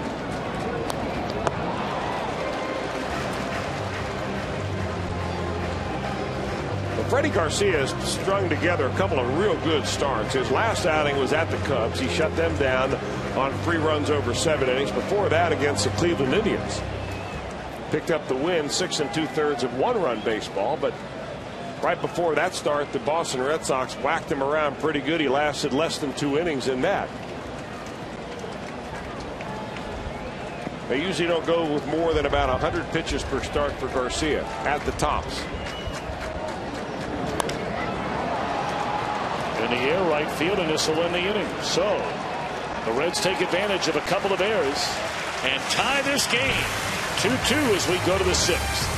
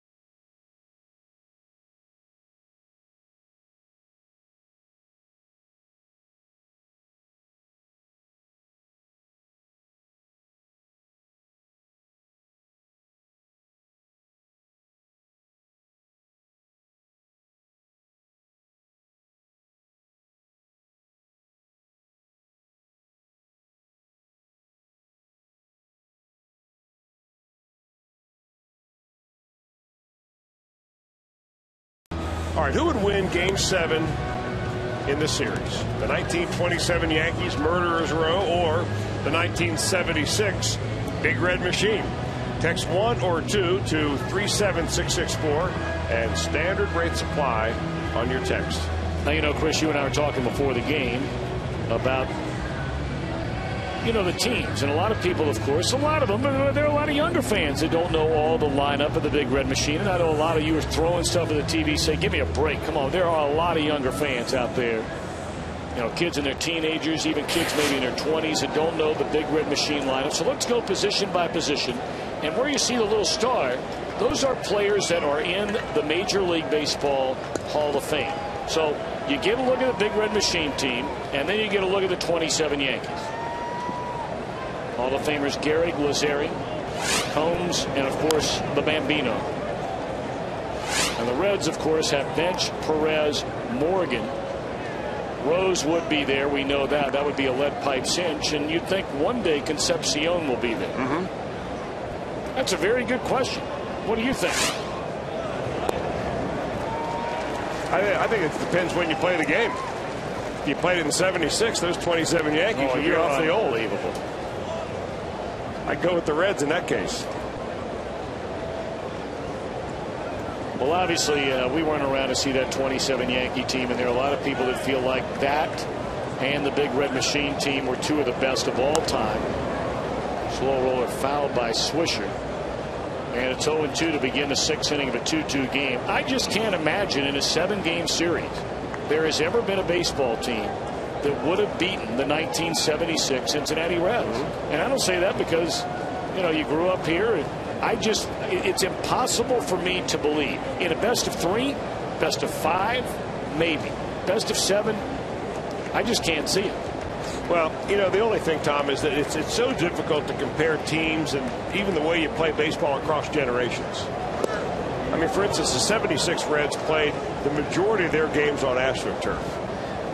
27 Yankees, it wasn't even close to being invented at that point.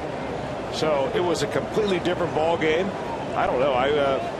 I'm sure it's been played out on a computer simulation many times, and maybe we can get our handyman on the computer and look it up, Joel Luckup, to figure out if that has been done before and who came out on top.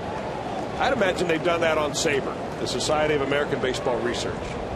They've done that many times, and seems to me I read about that but can't remember what the outcome was.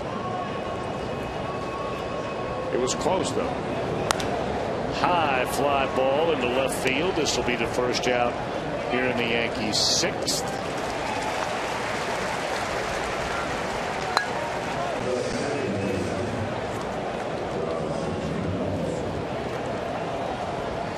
Eight in a row retired now by Mike Leake since he allowed that run-scoring base hit to Robinson Cano, driving in the second of a 2-run scored back to the Yankee 3rd inning.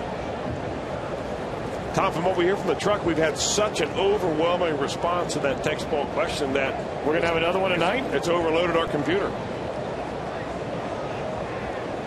Holy Moses. There's smoke coming out of the back of the computer. So the response has overloaded us, and we can figure out a way to fix it. We'll get you what the results are. Strike one to Cano. We talk all the time, but you know, normally when we're playing and we ask our text poll question, now on any given night we're anywhere from about 9,500 to about 14,000 texts that come in. And you know, I would imagine, look, you're playing in the day, it's not prime time. I'd imagine we might even double that number if we have a text poll question tonight in prime time. But even a 12:35 game with the Yankees in town, obviously even more than we're used to. Well, what about all the Yankee fans all over the world that are watching this game? Broken bat base hit. Man, this guy can hit. This guy can hit. He looks smooth up there, doesn't he? He really stays inside the ball nicely. The Yankees have picked up only 4 hits on the day, and Cano's got a couple of them. Both of them opposite field hits. Hit a ground ball between third and short his second time up, and he bloops one into shallow left there.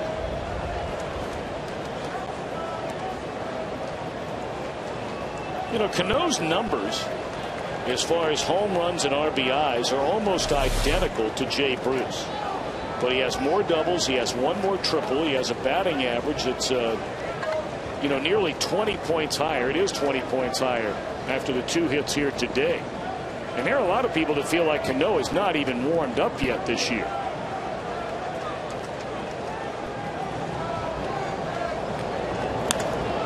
That ball is clobbered into right field.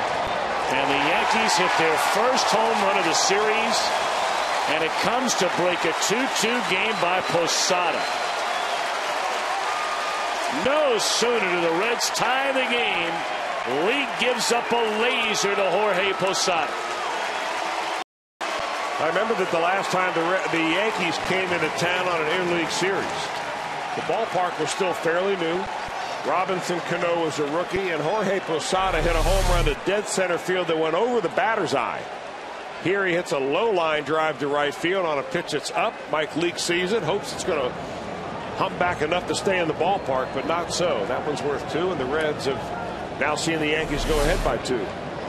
First home run in this series, and it's the first home run by Posada since the 3rd week of April.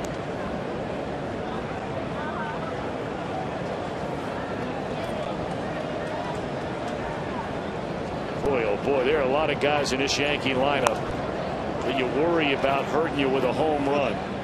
I don't think once you got past Robinson Cano, and it's certainly not, you know, any knock on anybody batting in the lower part of the Yankee order, but let's face it, there's no A-Rod here in game 1. There's no Teixeira here in game 1, which means that guys like Swisher and Cano move up in your batting order.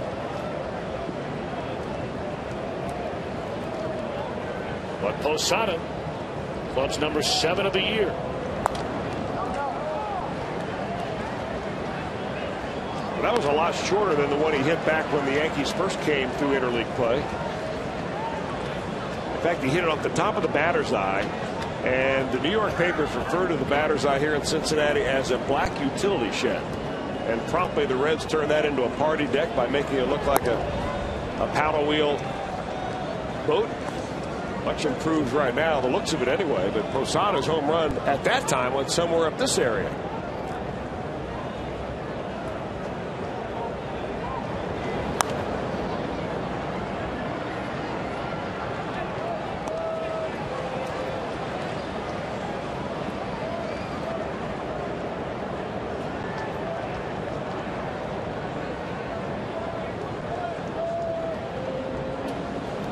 3-2 the count on Eduardo Nunez, and here's a pop-up, playable.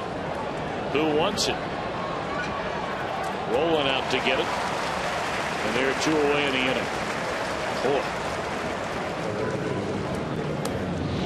Take a look at our Farmers Insurance report card, the final numbers, and we understand Rick Sweet was quoted as saying Homer Bailey threw the ball very, very well last night, pitching the entire game. Anywhere from 91 to 94 miles per hour. Hey, when he's healthy, we've seen what he can do. He's really turned himself into a pitcher this year. Here are some of his pitches from last night. Key for homers, keep him healthy, keep him able to take that ball every 5th day.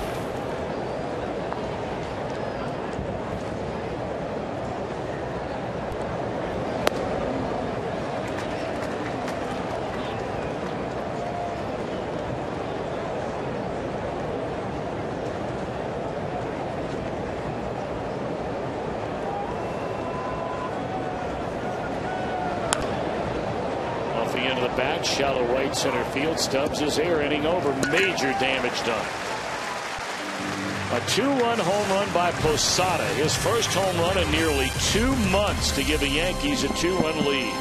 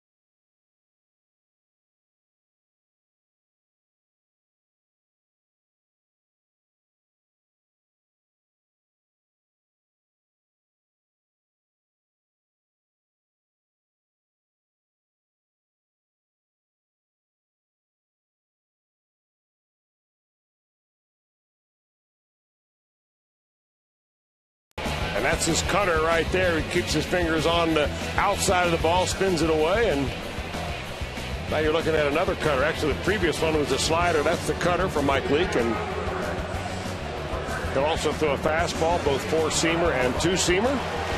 So we get a little freeze cam look at the repertoire of Mike Leake.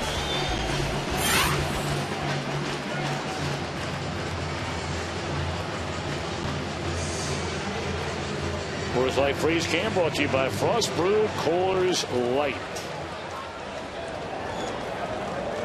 All right, Reds again in catch-up mode. They were behind 2-0 till they took advantage of a couple of errors.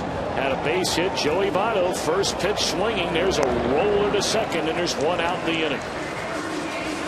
Votto 0 for 2 today. When the Reds get it done with an RBI, that means another $25 from Shakely for the Reds Community Fund. Shakely, it's done.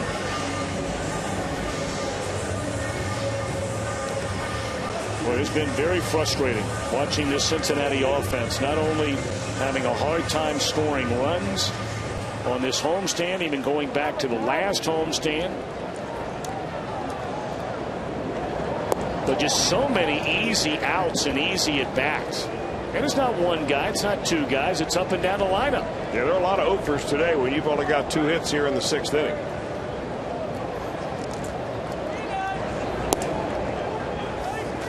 Of course, the other night, they managed a grand total of 4 hits in the first 8 innings, and 2 of them came the first 2 batters of the game against Ivan Nova before they got A hit against Ayala to begin the 9th inning. An infield hit by Rowland against Rivera to knock in a run. We came up a couple of runs short.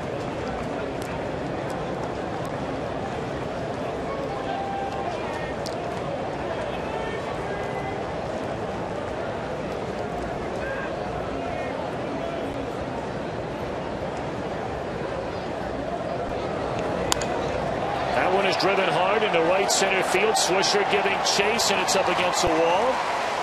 Throw into second, but it's a one-out double for Jay Bruce, and a tying run will come to the plate. A little more patient at bat that time for Jay Bruce. And Jay Bruce is safe and secure at second base. That means safe and secure Chris Welsh. New York life. Jay Bruce experienced a little New York life right here. He gets a pitch up, and boy, that ball is on the outer part of the plate. But he went out there and hooked that ball into right field. I thought for a moment he hit it well enough, maybe had a chance to get out of here.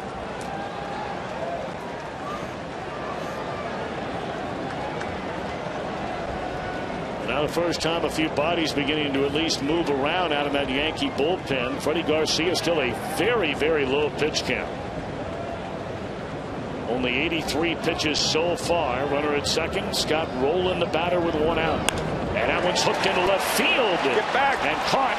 And a throw into second base, and Bruce is out. Wow, that's bad. Boy, that's bad. Embarrassing. Inning over.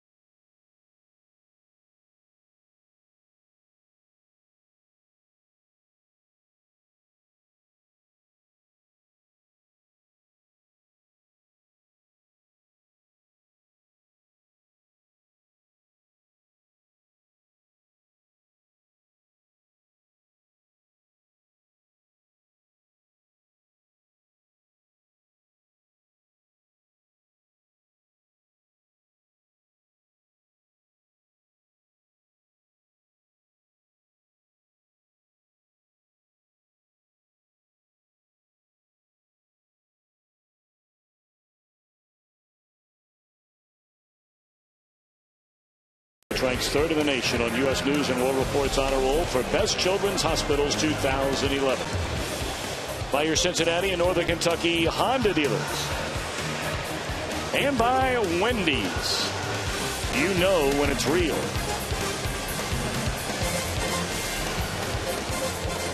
The family of Dickie Moss, who has been with us in the booth every single game on Fox Sports Ohio. Heck, Dickie goes all the way back to his days as the producer engineer of Reds on Radio and their flagship home WLW for so many years. And we are so blessed to have him in the booth every night.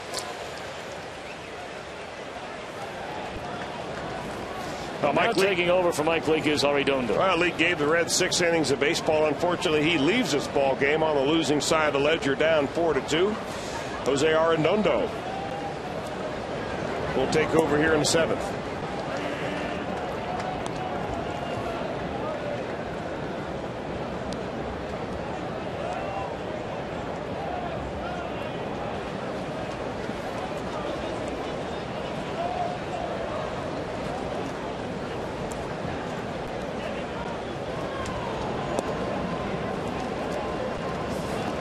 Arredondo, you may remember, came into the game in relief of Travis Wood here 2 nights ago and walked the first batter.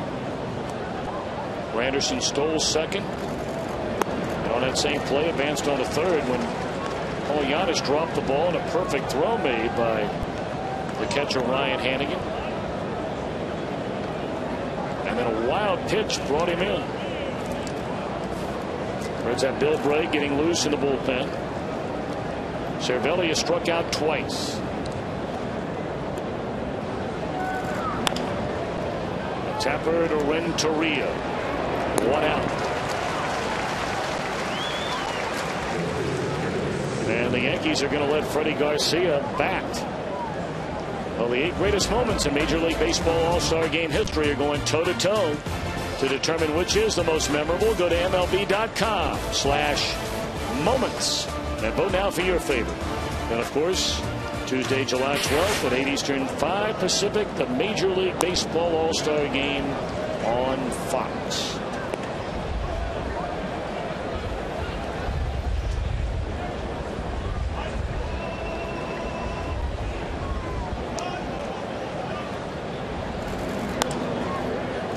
You know, we received an email from a fan a few minutes ago, and you know, it's a very good question.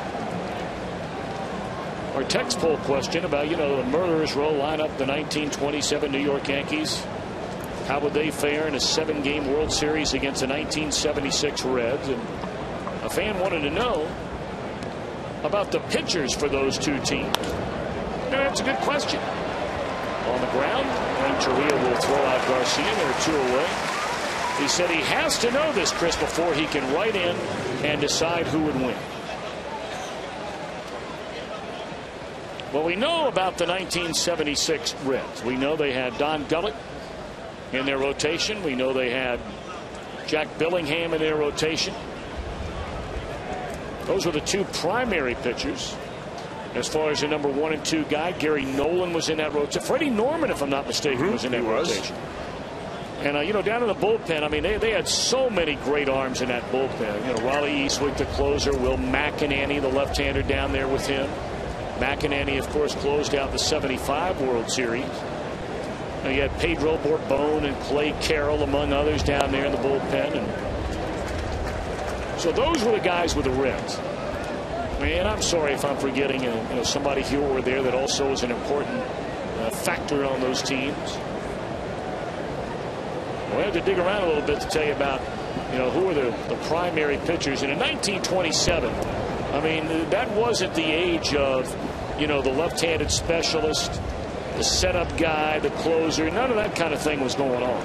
Guys that generally started the game, they finished the game. Well, they did. I mean, they had 82 complete games that year out of 155. So what they started, the Yankees usually finished. Of course, the big winner that year for the New York Yankees was Reds broadcaster Wade Hoyt. He won 22 games and lost 7 that year, and they also had a save. But they had a couple of other pitchers. Will Seymour won 19. Irvin Shocker won 18. And Herb Pennock was a 19-game winner. Well, you're all over. That's popped up. And this will end the inning. A very crisp inning for Arredondo. All right, Reds will come to bat. Trailing 4-2 as they stand and stretch at Great American Ballpark.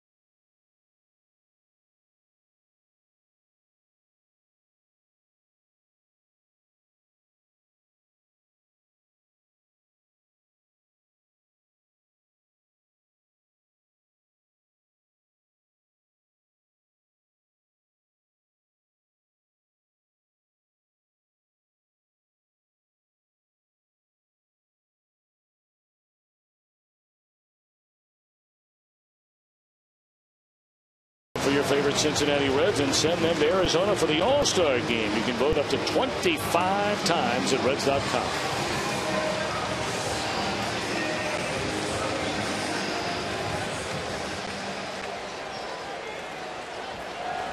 All right, Freddie Garcia, his 85th pitch of the game. And a hot smash right through the legs of the drawn-in Pena. It's the second time that Stubbs has reached on an error by the third baseman, and that's his third error of the afternoon. Nowhere to hide out there. They're trying to take this bunt away from Drew Stubbs, and he rockets the ball on the ground hard, and it goes right through the wickets.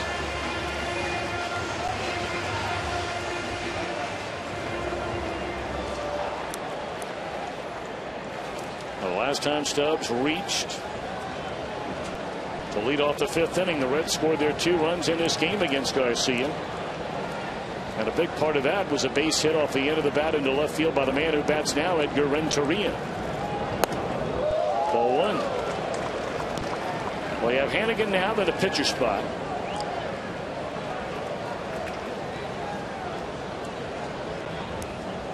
Brewers and Tampa Bay underway, a game up at Miller Park. That's a rubber game of that 3-game series, and the Rays and the Brewers are tied at 2. 1-0 the count on Renteria, and a tapper to third. There's one, and that's a double play, and 0-2 landing in.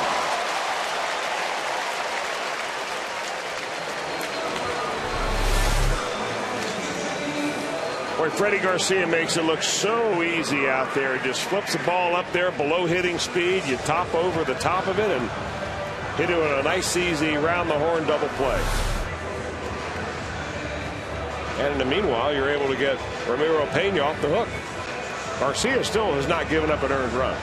Both the runs the Reds have scored back in the 5th inning have gone unearned. This guy's only given up 2 hard hit balls all day.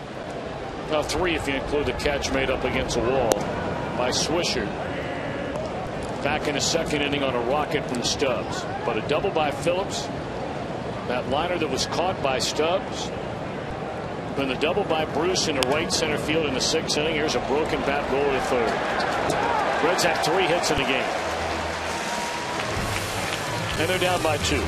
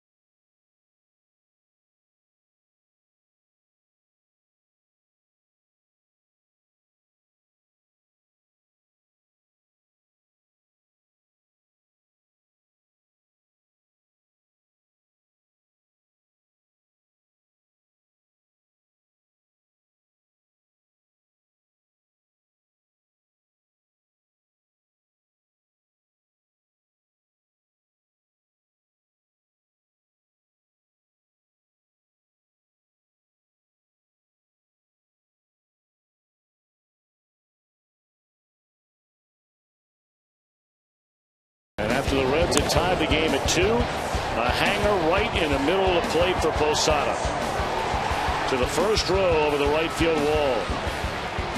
And a 4-2 Yankee lead, and that's where we stand here at the end of 7. Take a look at the National League Central Division standings presented by Honda. The Reds are 2.5 back. St. Louis lost in the opener against Philadelphia. Their bullpen melted down late in the game. The Cardinals actually had a lead in the 7th inning in that game. We told you they'll play game 2 later tonight. And right now they're in the second inning at Miller Park. 2-2 game, Rays and the Brew Crew. Here it's 4-2 Yankees. And now taking over for Jose Arredondo is Bill Bray. Well, Bill Bray, it may be a one-batter opportunity for Bill Bray. You never know. There's no one up in the bullpen, though. He's going to bring in here to face Granderson, a left-hander, switch hitting Nick Swisher, and then Robinson Cano.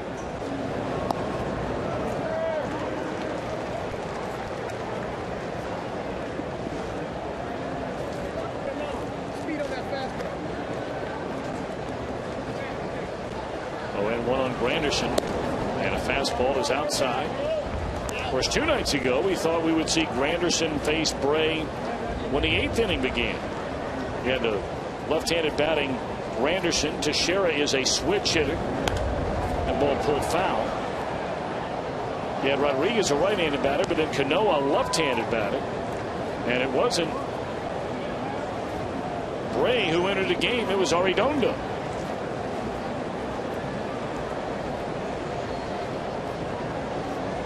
Well, this guy really hangs in there on left-handers. Guy's a good player.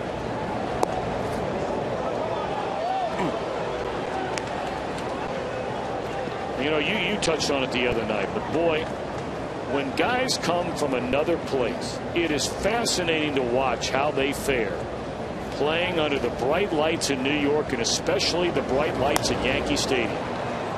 You know, do they wilt or do they step up? There's a pop fly in the short right field, and I think it's safe to say, Chris, that now Granderson, his second full year as a Yankee, has elevated his game to another level. The same can be said for the former Ohio State Buckeye Nick Swisher. You're right about that, Tom. Some guys really enjoy being under the spotlight. It doesn't affect them at all, and some guys you like wilt. But Granderson was already a very good player. I mean, he had some tremendous years in Detroit. In fact, he batted over 300 one year. Always was good for about 70 runs batted in. Lots of speed on the base paths. Nick Swisher, who was kind of mired in Oakland before he got the break to come to New York, and he's made the most of it.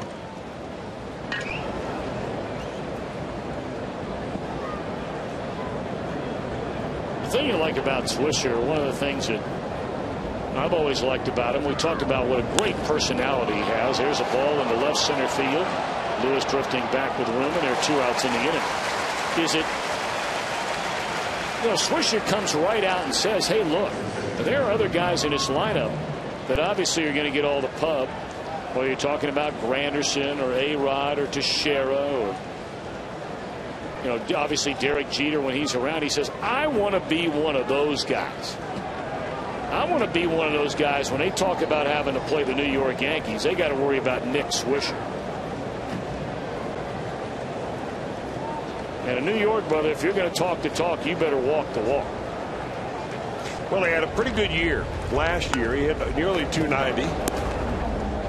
He's about 45 points off that right now.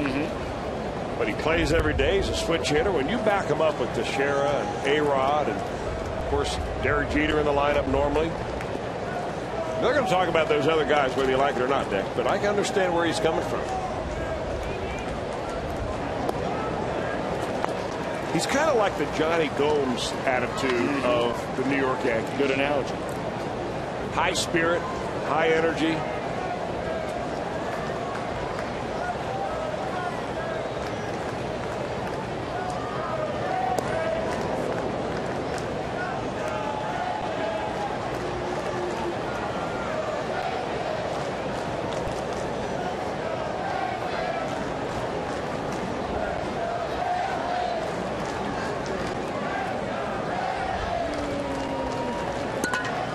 Cano has 2 hits in the game.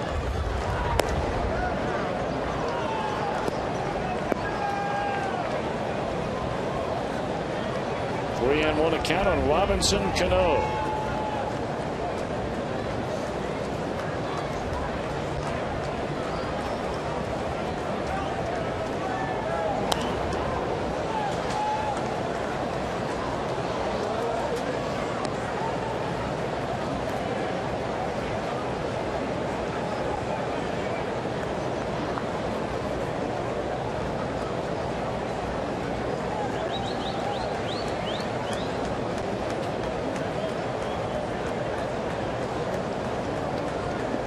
Ray trying to make it a 1-2-3 inning. And Cano going to make him earn it.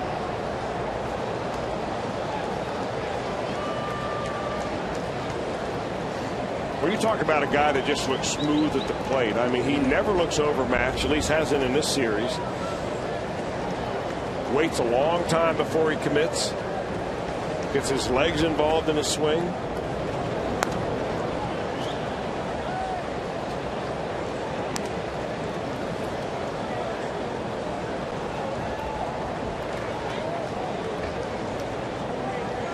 Trying to think of what player he reminds me of as far as his swing. It's kind of has kind of a slasher approach to it. But he gets a lot of extra base hits. Yeah. So I mean, there's some pop in that bat. There's a lot of pop in that bat.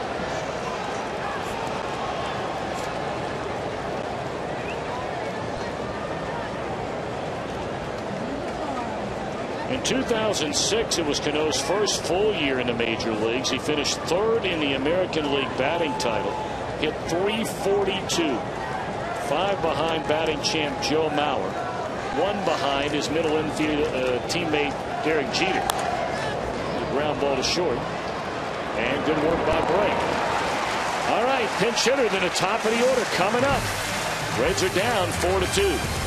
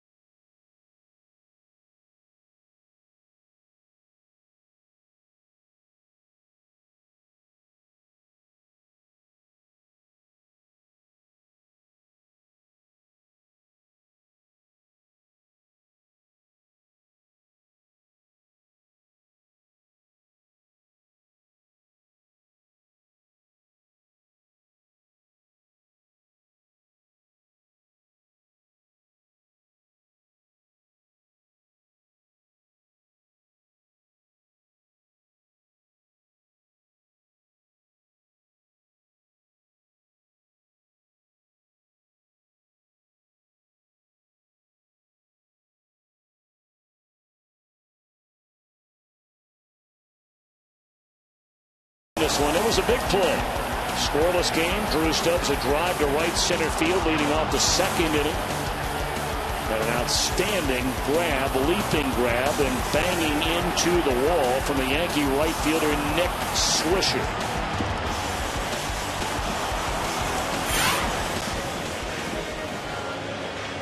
A familiar face. Chris, a guy I know you were very high on coming up through the Reds organization, takes over now in right field. Chris Dickerson. There's a lot of tools, Chris Dickerson. They also make a change defensively at first base. It'll be their regular first baseman who will start game 2 of the doubleheader tonight, Mark Teixeira. Now David Robertson. How good has this guy been? I mean, you can make an argument that right now this guy is the best setup right-hander. Not only in the American League, but one of the best in all of Major League Baseball.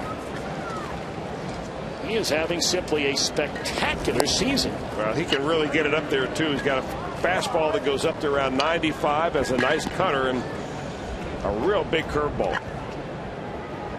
One of those overhand 12 o'clock to 6 o'clock curves. 1-2 on a pinch hitter, Chris Heisey. Consider Robertson has pitched in 32 games this year. He's allowed an earned run in just 3 of those games and has only given up 1 run total in his last 16 appearances spanning a month. That's a weak pop up that'll be caught by Cano.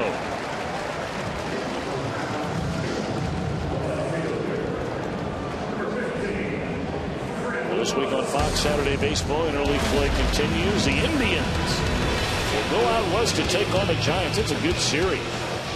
This week's telecast of Fox Saturday Baseball begins at 4 p.m. Eastern, 1 p.m. Pacific. You know, the Indians, they got off to that unbelievable start. They really came crashing back down to earth, but now they're beginning to play a little bit better again. They have a 1-game lead over the Tigers going into play tonight. Strike one to Fred Lewis.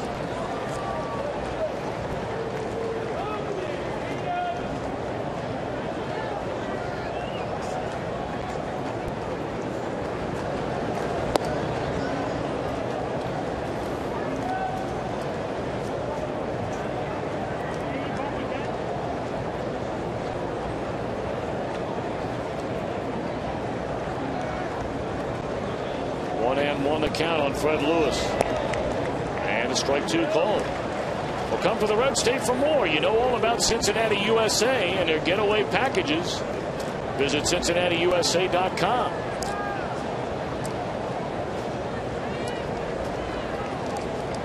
1-2 on Lewis.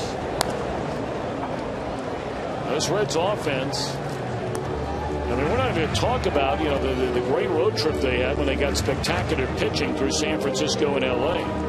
They didn't score much until the final day in Los Angeles. But here at home, to include today, and their last 6 games in this ballpark, they have scored a total of 10 runs in this ballpark. That's why I think so frequently, it's not to say that, you know, we've seen the difference. I mean, the huge difference between a place like San Francisco and a place like here, you know, in terms of giving up the home run ball and how quickly it can happen. But man, if you pitch, you can get people out in any ballpark. And right now, whoever's rolling in here, unfortunately, against the Reds, they're getting people out. Well, you know, at the very start of the series, people looked at this matchup and said, boy, the Reds really cut a break right here because they're missing the 2 top pitchers in the Yankee rotation. They're seeing the bottom half of the rotation. You know, they figured that Freddie Garcia, who signed a minor league contract at the very beginning of the year before the Yankees gave him a 25-man contract at the very end of March. He's out there. They got a young man, a rookie, Ivan Nova, that pitched brilliantly the first game. And they'll face a guy in the second game with this day-night doubleheader that they plucked off the AAA roster from the Philadelphia Phillies. And they still haven't scored any runs. So maybe matchup you can throw right out the window. It's how the guy actually goes out there, toes the rubber, and throws the ball.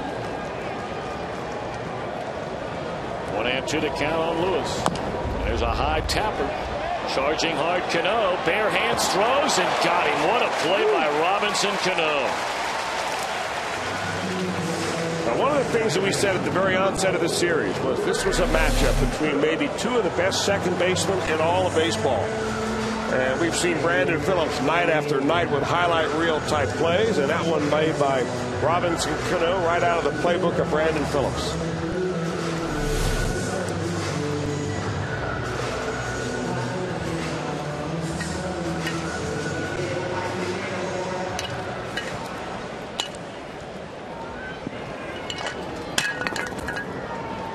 Now Brandon Phillips, 1 of 3, double to left back in the first inning. Strike one.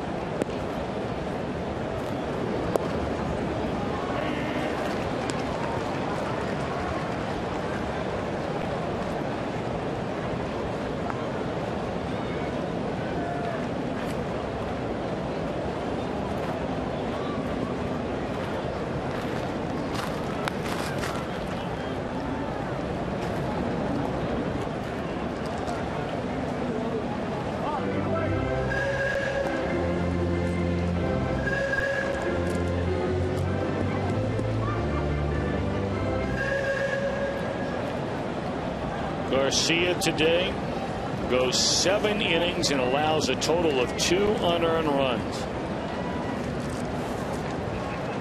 giving up just 3 base hits. Again, just 1 walk, and that was to the 3rd batter of the game.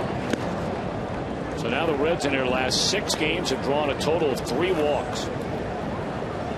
2 of them by Freddie Lewis, and 1 of those was an intentional walk.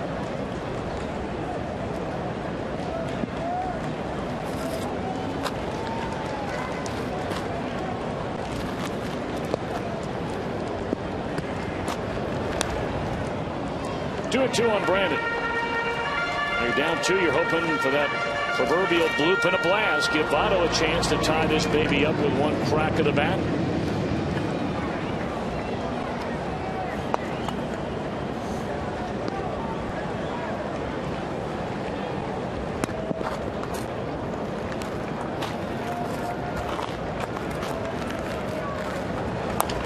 Well, there's a bouncing ball back up the middle, and it's into center field.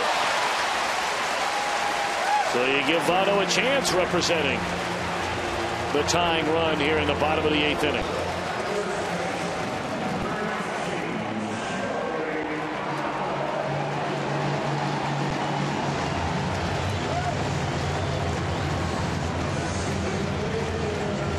Now, 9 home runs on the year for Joey Votto, but I got to tell you about David Robertson. He has not given up a homer yet this season. In fact, left-handers are batting way worse than right-handers are, and he loves to use that breaking ball, that hard, downward breaking curveball. First pitch breaking ball, and a beauty by Robertson on the outside corner.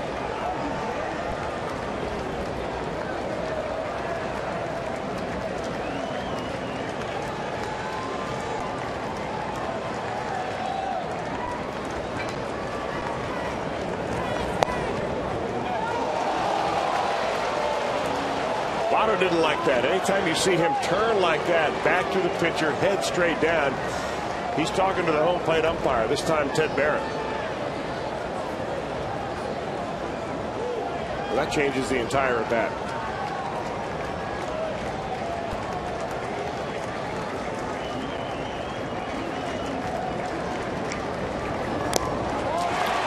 One hit, 1 left. End of 8, 4-2 New York.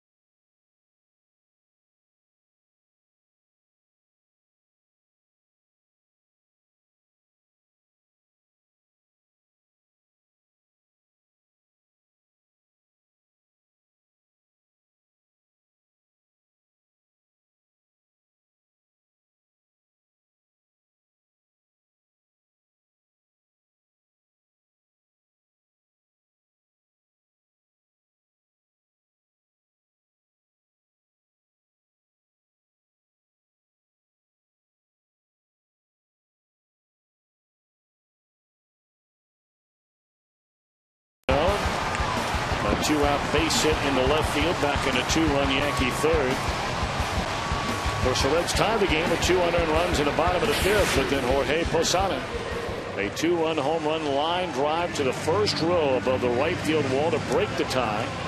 And that's where we stand here now as we move into the 9th inning. And the first time since being activated, originally from a disabled list and brought up from AAA Louisville, we get a look at Sam LeCure. Has not been in the big leagues with the Reds since May the 22nd. Had some forearm stiffness, ended up going on the disabled list, went down to a rehab assignment with Louisville and pitched very, very well. In fact, Sam LeCure was so impressive before he was injured. he was kind of a do-it-all guy. Dusty Baker could go to him early in the game, make him a long man, because he has been a starter for the majority of his minor league career, and he's also started games here at the big leagues. Or you could use him in extra innings as a setup guy. He just threw the ball extremely well. Not overpowering stuff, but will use all his pitches to every different part of the strike zone. Of course, LeCure left when he was put on the disabled list. That was under somewhat of a cloud of controversy. You may recall that's when the team went through Cleveland. He pitched in that Sunday game after Edinson Volquez struggled right from the get-go, and the Reds were swept in that series, and all of a sudden LeCure was unavailable for any of the Philadelphia series. He couldn't throw his breaking ball. Tried to get warmed up, you may remember, during that 19-inning game. Then the team went down to Atlanta, and he wasn't available there. And apparently then sent out a tweet on his Twitter account that he was available. And boy, his manager was none too happy about it. And so now he's trying to, not to say he's in a doghouse. Obviously, he wouldn't be on the major league club if he was in the quote-unquote doghouse, but he's trying to pitch to get back into good graces. Well, Dusty Baker's the kind of manager that'll give you a break. He'll give you a second chance. Always behind the player, always very supportive of guys on his roster. But it will help Sam a whole lot if he throws a couple of zeros on the board.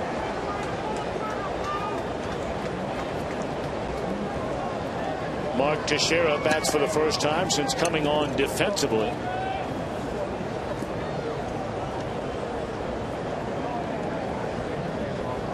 Switch hitter leading off the Yankee ninth inning. And it's served to the left side.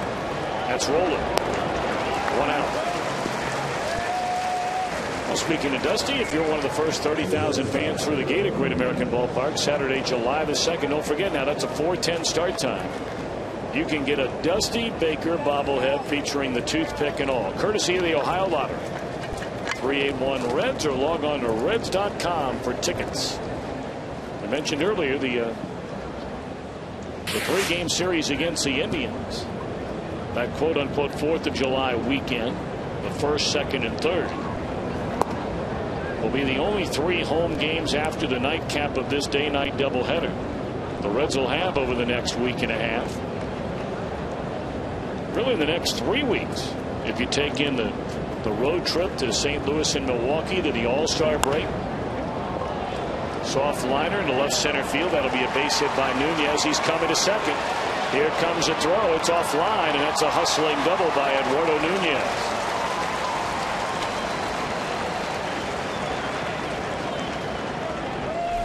Well, second time today, Eduardo Nunez hit the ball very hard, lined out to second base his first time up. That ball kind of fooled Drew Stubbs, I think. It went a little farther than he thought it did. Nunez thinking a double all the way. I tell you, scouts love this guy. People who have watched him play, followed the Yankees around, think that he is going to be around for a while.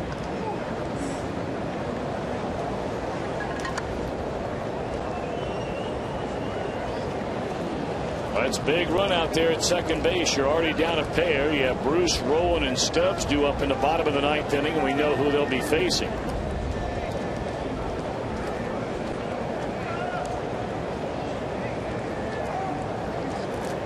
So here's Ramiro Pena, who's been hit by a pitch, lined out, and fly to center. Ball 1.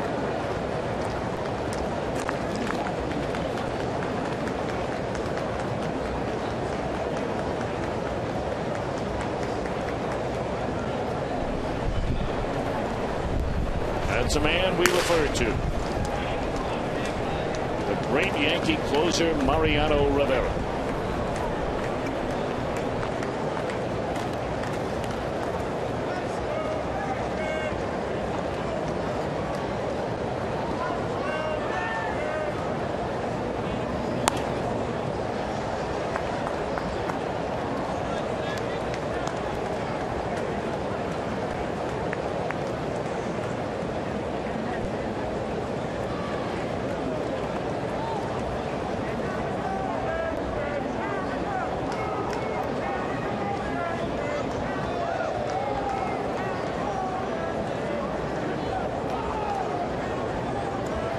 Runner at second, 1-1 pitch, and now they have a runner caught.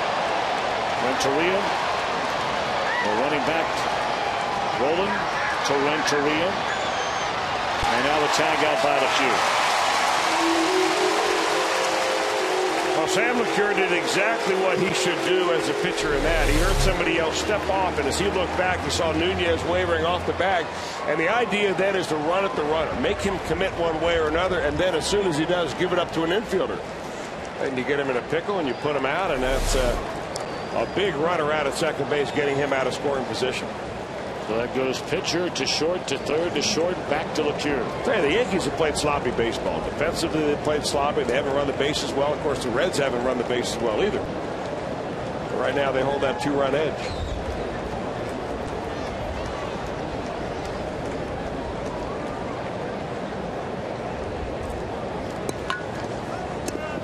One and one on Pena. 2 away now in the inning. And there's a fly ball that should do it in the top of the ninth. Phillips a call. Phillips the catch.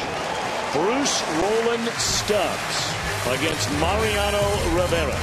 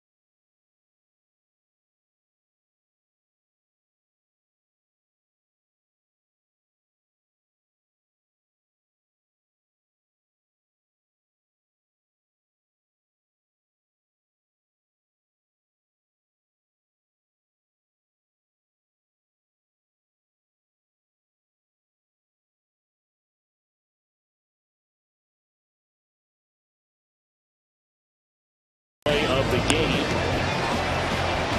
Runner at second. Liner into left.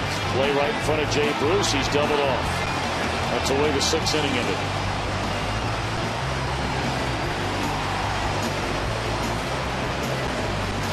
And don't forget that after every Reds game, stay with Fox Sports Ohio for Reds Live. Hear from Dusty Baker before anybody else and get the most comprehensive highlights of your Cincinnati Reds. That's Reds Live postgame, brought to you by Kings Honda in the Kings Auto Mall. Visit KingsHondaUSA.com. Well, now talking over, we brought it up earlier. He will go down as unquestionably the greatest closer in the history of baseball when you figure in the 2nd most saves all time and closing in on Trevor Hoffman. But when you throw in all that he has done in spectacular fashion in the postseason, he's been the man. You know, he has been the go-to guy to save Yankees the embarrassment of losing games late, and he's been extra special in interleague games. In fact, he has converted his last 21 consecutive save opportunities against the National League in interleague play. He does it simple. He throws a cutter. It looks like it's coming right down the middle. Before you know it, it is on your fingers. Well, Jay Bruce got a taste of that here the other night, and he gets a taste of it on the first pitch here. Bruce broke his bat against Rivera, the first batter he faced when he came on with 2 on and none out in the 9th inning here 2 nights ago. Got Bruce on a roll to first. Rowan had an infield hit to knock in a run. 1-1. Bruce Roland Stubbs. Get any further, you get to Hannigan, then you get to the pitcher spot. Reds are down 2. Fouled that one off his looked like his right knee. You wonder how many times in the course of Mariano Rivera's career, he's appearing now in his 1,009th game, how many times he has thrown that cutter into a left-hander and has seen that guy bang a ball off his leg, ankle, toe, knee. Probably 100 times at least. Oh, more than that.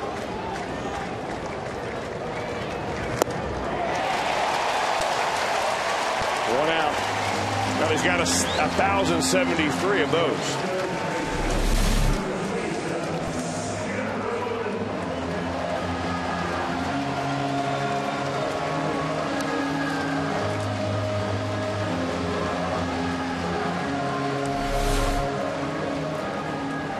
Well, now rolling, he had that infield hit deep in the hole at short yesterday or 2 days ago off Rivera that knocked in a run.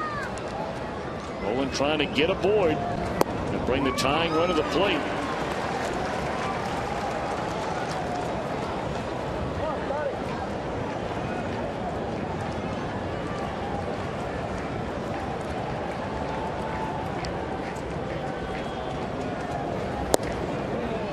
Of course, Rivera is the last of nearly a dozen players going back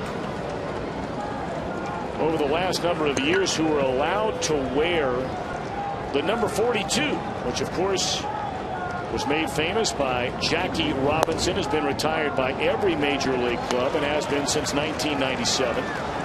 It happened to be the same year that Rivera became the Yankees closer. And he'll be the first to tell you how much that number means to him, carrying on, if you will, the legacy of Jackie Robinson. Of course, for the Yankees, one day they're going to have to put up 42 and then another 42. Because we talked about all the players' jerseys and numbers that they've retired. Well, Rivera ranks among the greatest Yankees of them all. No doubt. I mean, look at those numbers. Career in the postseason, nearly 100 games. Pena, who committed 3 errors in the game and saves his best play for the 9th inning. Saved the double right there. Pena did, going backhand. That ball hit very sharply by Scott Rowland. Comes up and throws a strike to Mark Teixeira, and there are 2 down.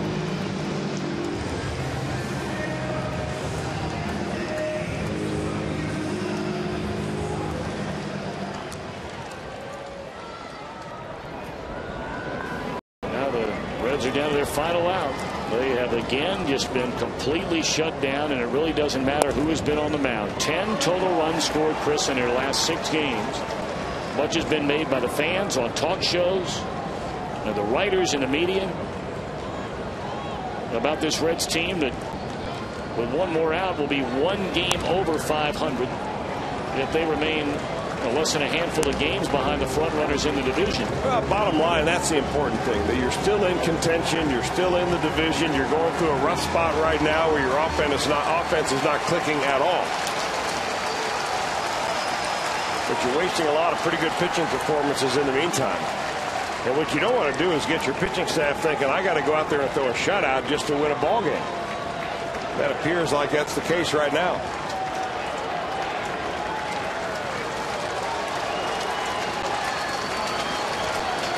To the count on Stubbs.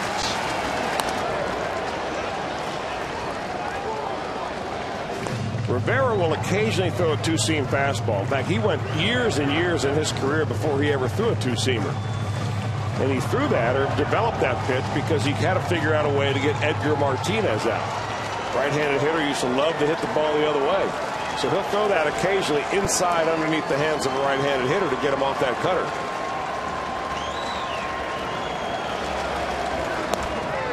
Stubbs started 2 and laid off.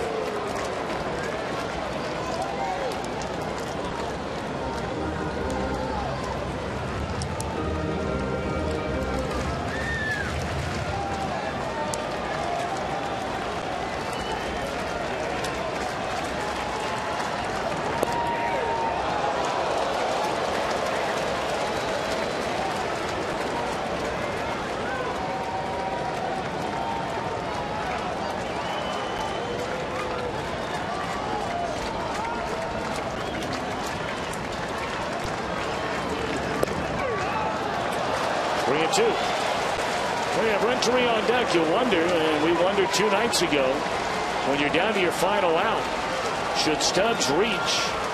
Dusty Baker led Renteria bat the other night, and it doesn't make any difference. 4 hits total,